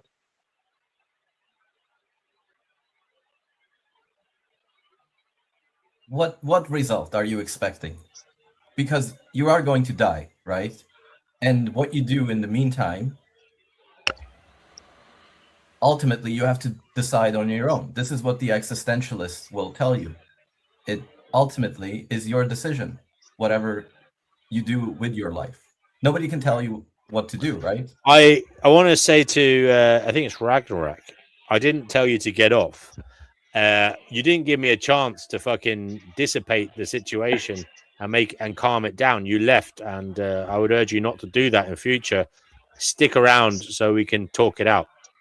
But yeah, it's up to you if you want to leave. But let's not also don't forget Ragnarok has also instigated quite a bit here on this panel. So let's not say that he's not. He's clean. He doesn't come with clean hands. Right. Okay. Sorry. Can I just respond to Raz there? Raz, I think you're right, and I really understand it. There is a sense of, we're here, we're just being used and abused, exploited, sacrificed, all those words, but that and you talked about hopium and copium. I think, and I'm more on your side of the fence on that, so I'll just put that in the ring.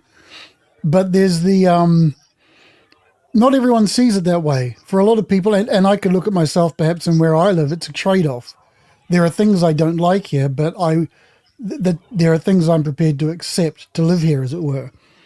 So I don't know. Our subjective personal world view isn't the way everyone sees things. So I don't know. I don't even know if that's a right. I mean, that's right, Yerf. And the thing is, you may be right that we're put into a fucking, crucible of gladiators and life is hard and we're all going to die and, all that shit. But the point is, seeing yourself as a sacrificial lamb and becoming bitter, resentful, detaching and from it all and, not trying to make the most of it, I think is a foolish step. Right. Following on from that, I think it's a foolish step. I would like to recommend, and this is a trap I fell into, and I'm glad I'm out of it now.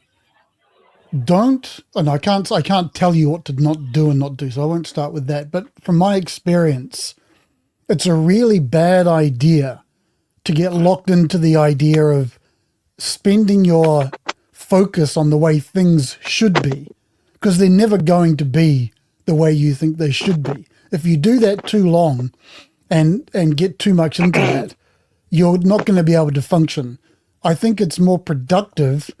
It's better for you to look at the way things are. To look at the way things are and just roll with that, because I know this is not going to land because it's being articulated poorly, but if you focus on what you think things should be all the time, 100%. You'll just end up in a... I'm sorry? You're 100% right, Jeff. Yeah. I'll leave it there. Hopefully that's landed. So there's the way things are and the way we wish things were, and never the two shall meet. And you just have to live in the real world and act within that which you're confined within to try and live your best life. Because reaching for the unreachable is ridiculous.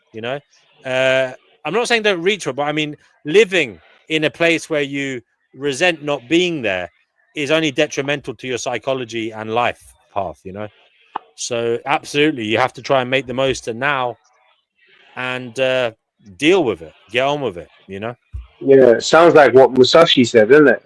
Accept reality for what it is. Yeah, I can accept that. Yeah, that's a really good illustration. I think there's a lot that perhaps the Christian mystics and the Eastern, like Buddhism, I just refer to Buddhism because that's the thing I know. But yeah, I think you're right, Raz, that it's just there's a lot to be said for detachment and acceptance. There really is. Okay. Not to say that we shouldn't deny the fucking thing that things are fucked beyond recognition. Can we address the elephant in the room? What's the elephant in the room? Oh, for guys, it's too. By the way, I'm leaving if I don't get an apology, bro. What? From who? I don't stay in houses where guests of other guests mock other guests. Ragnarok, who do you want to apologize? Yerf Dogs and the other one who mocked my faith and my testimony. Who's the other one? Tinderbox. He means me. Yeah. Thank you for raising your hand. So first they called me a liar, shamed me. No. You shamed me, called me a liar, belittled my intelligence simply because I have faith. Because I talked about a personal situation I went through. And stop playing this gentleman bullshit. You're not a gent. You're a coward. Well, you see, can I just I'd say, like an apology. Ragnarok, brother, and I mean this with the best of intentions, and that is trying to seek apologies online. If that's what you need, No. If you want my presence around here, DNW, respect is necessary, right? Guests respect guests in your house. Yeah, but look. Have you seen how many disagreements there's been on this show over the years? I mean, yes, but it is a persistent fact of constantly shaming me for my faith. What I went through. Yeah, but you know, do I shame him? People will say stuff. No, people will say that other stuff you've said is a personal attack on them. It's just the way it goes on here. To be fair, you've literally been on this panel, and I haven't insulted you once. Yes, and I'm glad for that, Raz Al Ghul. Your character improved. Raz Al Ghul, your character actually really did improve. But even though let's be honest, you have come on this panel and said crazy things like Muslims are raping their way across Europe just because there's a few. That's a historical fact. You've also condescended to the panel by saying that we have to improve our behavior. Okay, to which I respond, you can go fuck yourself. That's my response to that. So, DNW, if this is the quality of shit you have around here, to people, no. You speaking of condescension, you need to find a mirror. You said that yesterday. Ragnarok, you did say that yesterday, and I did call you out for that. I agree with Yerf Dogs on that point, yeah? Mate, but that's not the point. You guys are talking about basic jabs and fucking conversation. We're talking about shaming. Shut the fuck up, Yerf Dogs, for once in your life. All right, guys. This is disrespect on a level that I'm not going to stick around. I'm going to ask one thing. It's persistent, DNW, and it's bullshit. Ragnar, I'm going to ask you not to swear, and I'm going to ask other people not to call you delusional, etc. At the moment, because I don't think that's going to help affairs. So you can have this conversation, but please try not to get at each other's throats. Just tell each other how you feel. Am I going to get the gentleman apology or fascism?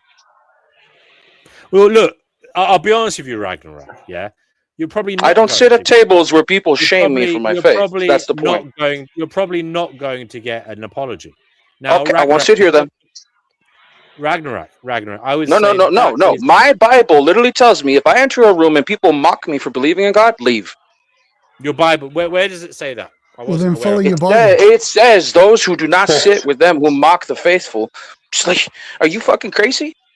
It literally says, don't sit with those who claim that there is no God and they see themselves as wise. No one's forcing you to stay. No one has mentioned that. The thing is, nobody is forcing you, Yerf Dogs, to insult and shame me every single fucking time you can. You progressive atheist fucks, every time I come around.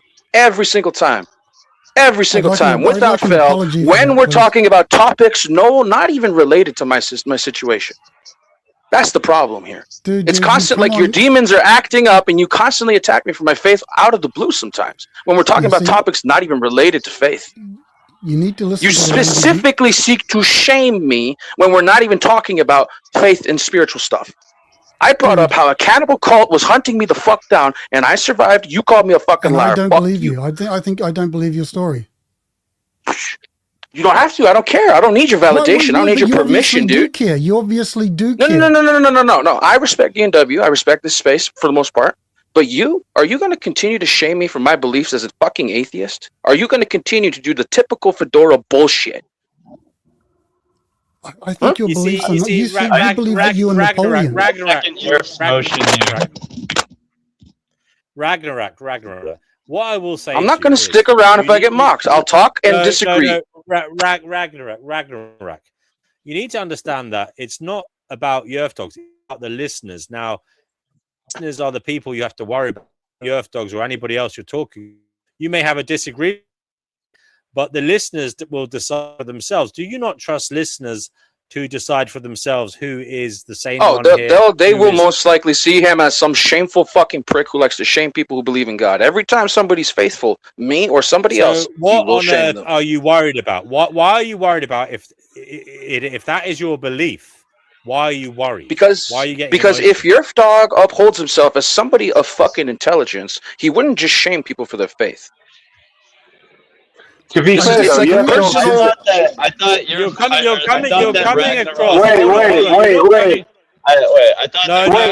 1 second. I'm talking. Whoa. What's going on?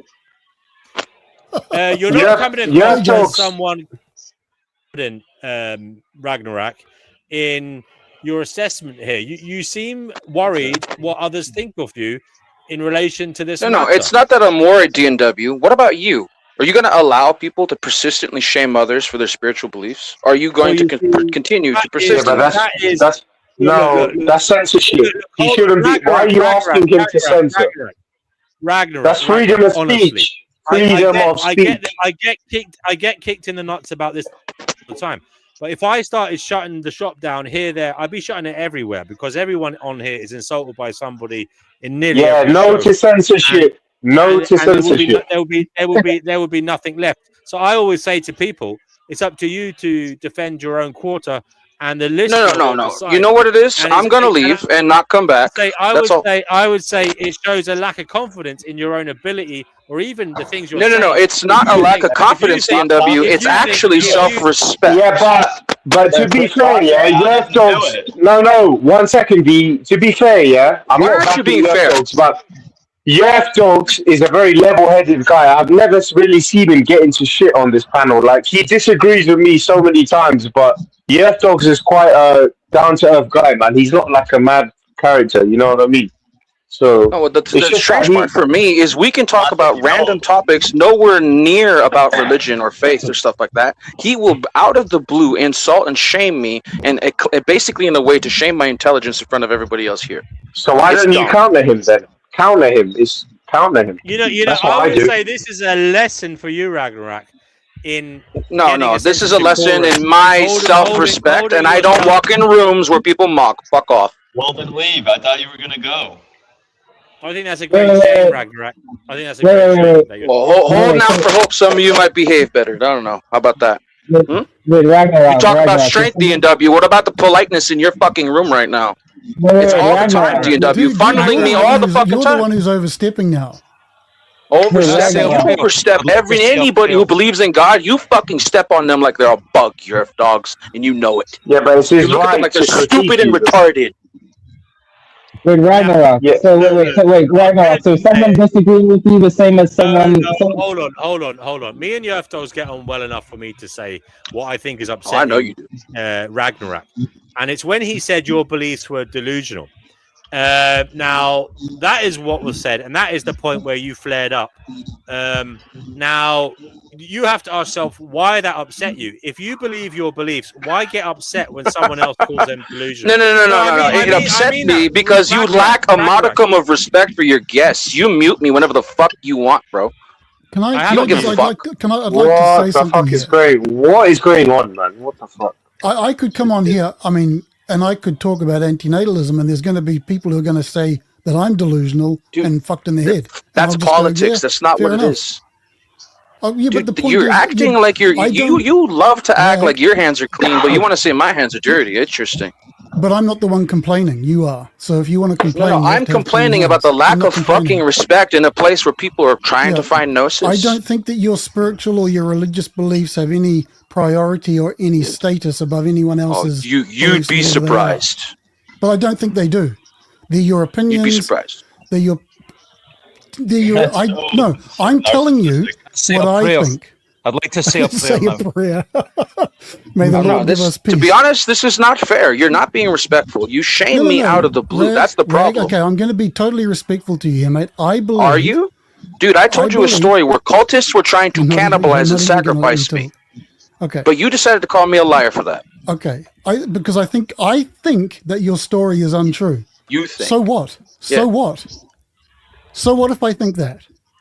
It's not about whether you believe what is wrong or not. Why shame me and try to make it look like I'm stupid in front of everybody? That's because my issue. Because you say that you're Napoleon. I think that's deluded and dumb. I was Napoleon. You have a problem with reincarnation belief? Wait.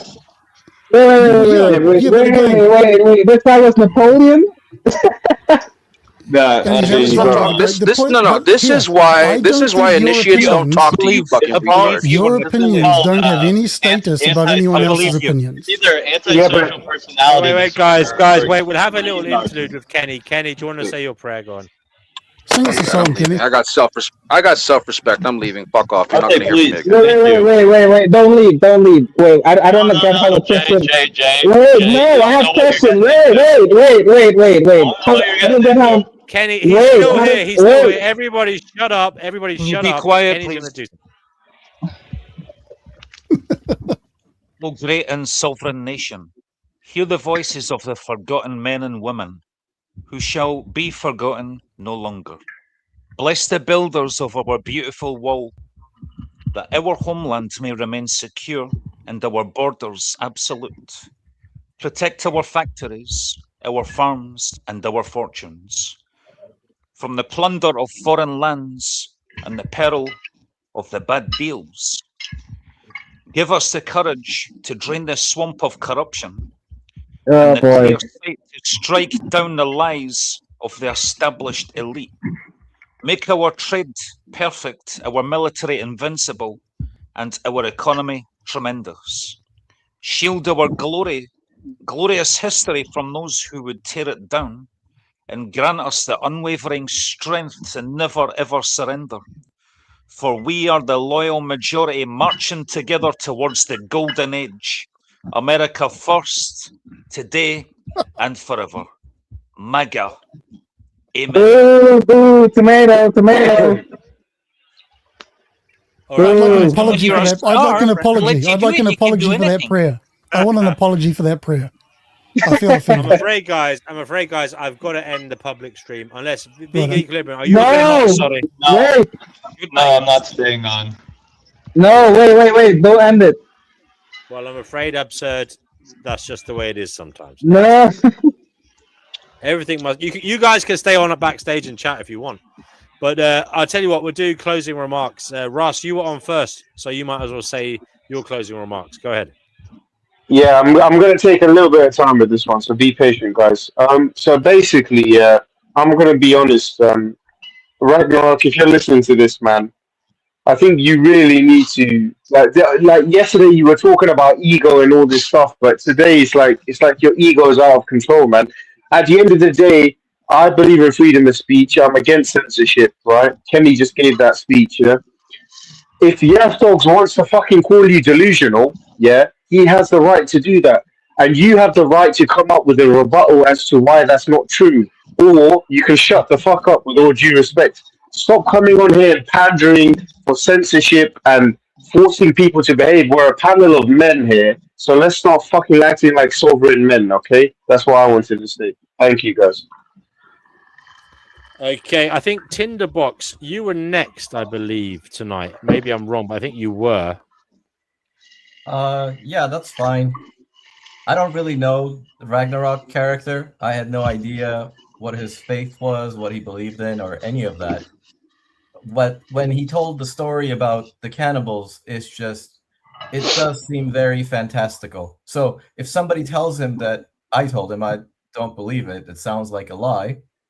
That's just what it feels like to me from my perspective. And he can't make me believe the story. That's just not possible. He can tell that story all he wants, and people can decide for themselves if they're going to believe it or not. But whenever I hear something like that, my understanding of the person is that they are trying to manipulate me into believing something for their benefit, right? Because they have been a victim of some crime and I need to pity them or whatever. Like, I don't know. They're trying to tug at the heartstrings to do something. And, I just call bullshit on that when I sense that's what's going on. So that's what it appeared like to me. And I don't really care what he believes in. It has nothing to do with his beliefs. It was strictly about the story. Thank you for being here. Yerf Dogs, you were next tonight. So do you want to go ahead and give your closing remarks?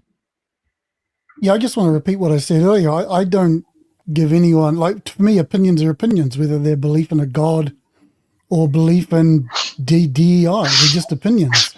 And opinions are for mocking and shooting down and fighting and seeing how we can attack them. That's all. I expect this. I expect people, if they think I say something stupid, to go, "You're a fucking idiot." To me, or you're a liar. Okay. I mean, for example, I could tell some stories about things in my life, and there'd be a number of people who go, "That's unbelievable. That never happened," and they've got every right to say that. So, whatever. I think this is the internet, dude. Come on, harden up. Okay, thank you for that, Yerf Dogs. Vegan Equilibrium, brother, do you want to give your closing remarks? I guess if I'm trying to be extremely charitable, we could say maybe in the future we can word things like, well, I don't believe you, rather than that's a lie, or although it's kind of saying the same thing. It's kind of saying, I believe that's a lie. You know what I mean? Like, yeah. So do you want to talk closer to your microphone, brother? Sorry, we're having. Sorry, can you hear me? Can you hear me?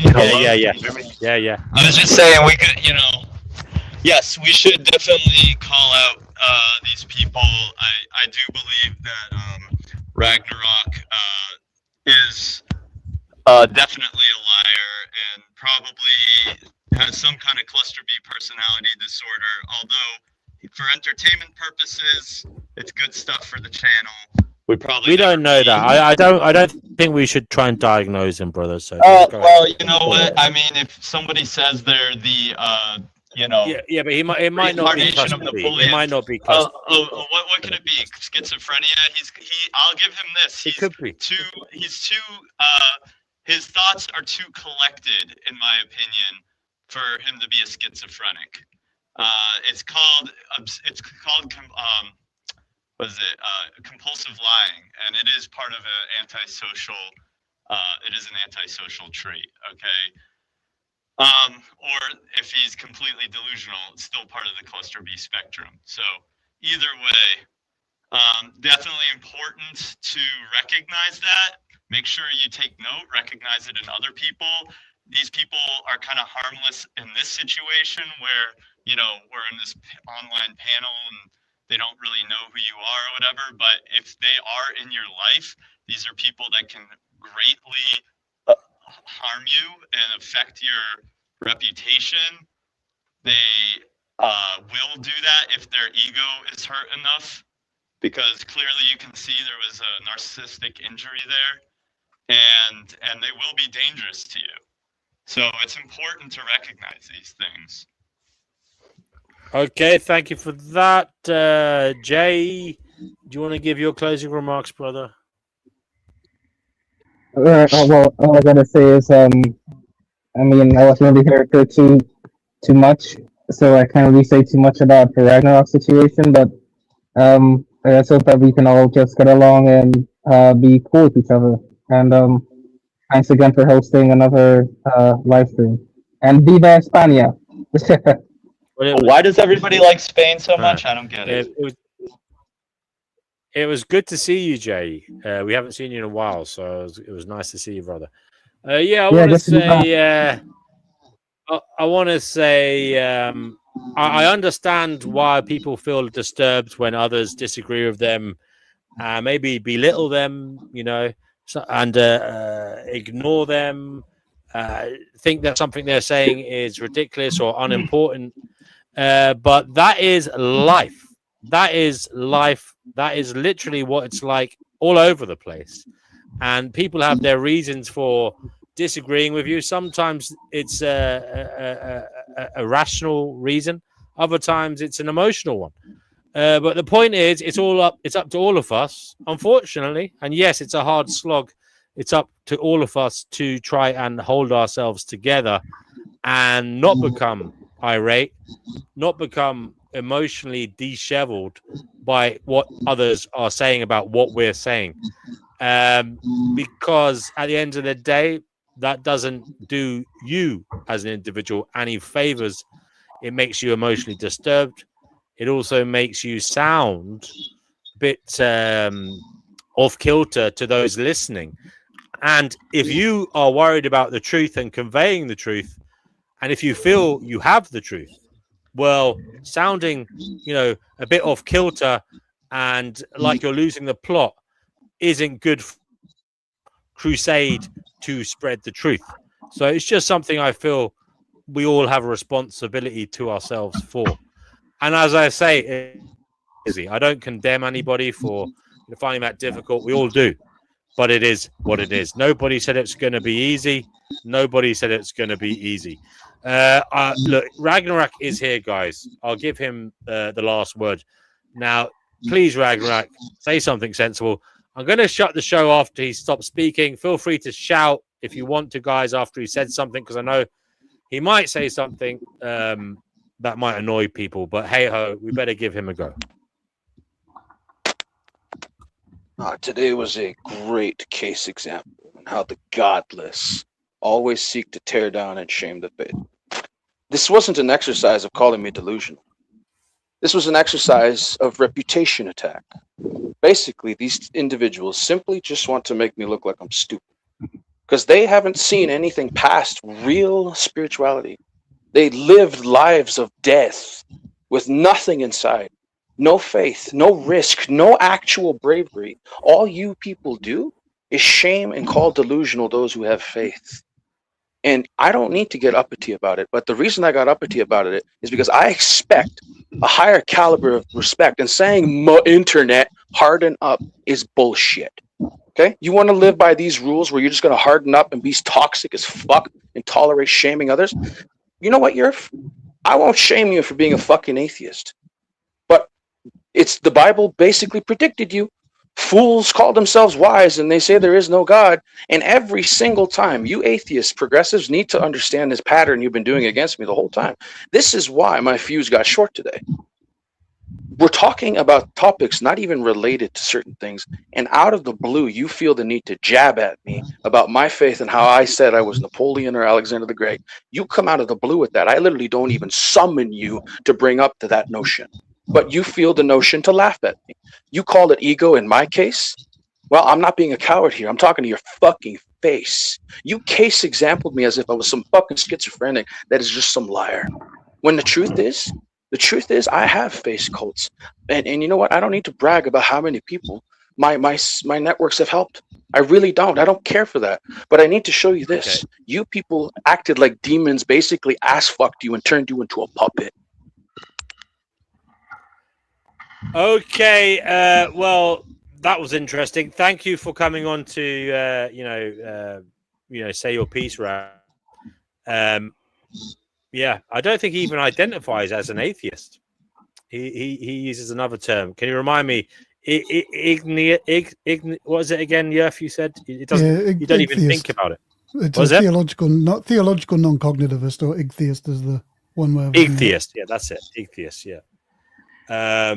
But to you, Ragnarok, that's the same thing. Well, I suppose that's something we can talk about next time. For now, we'll say goodbye, good luck. Don't be an arsehole. And see you next time. Turn your bell on because we don't stream as much now. But, it'd be good to see you when we are streaming. Take care, everybody.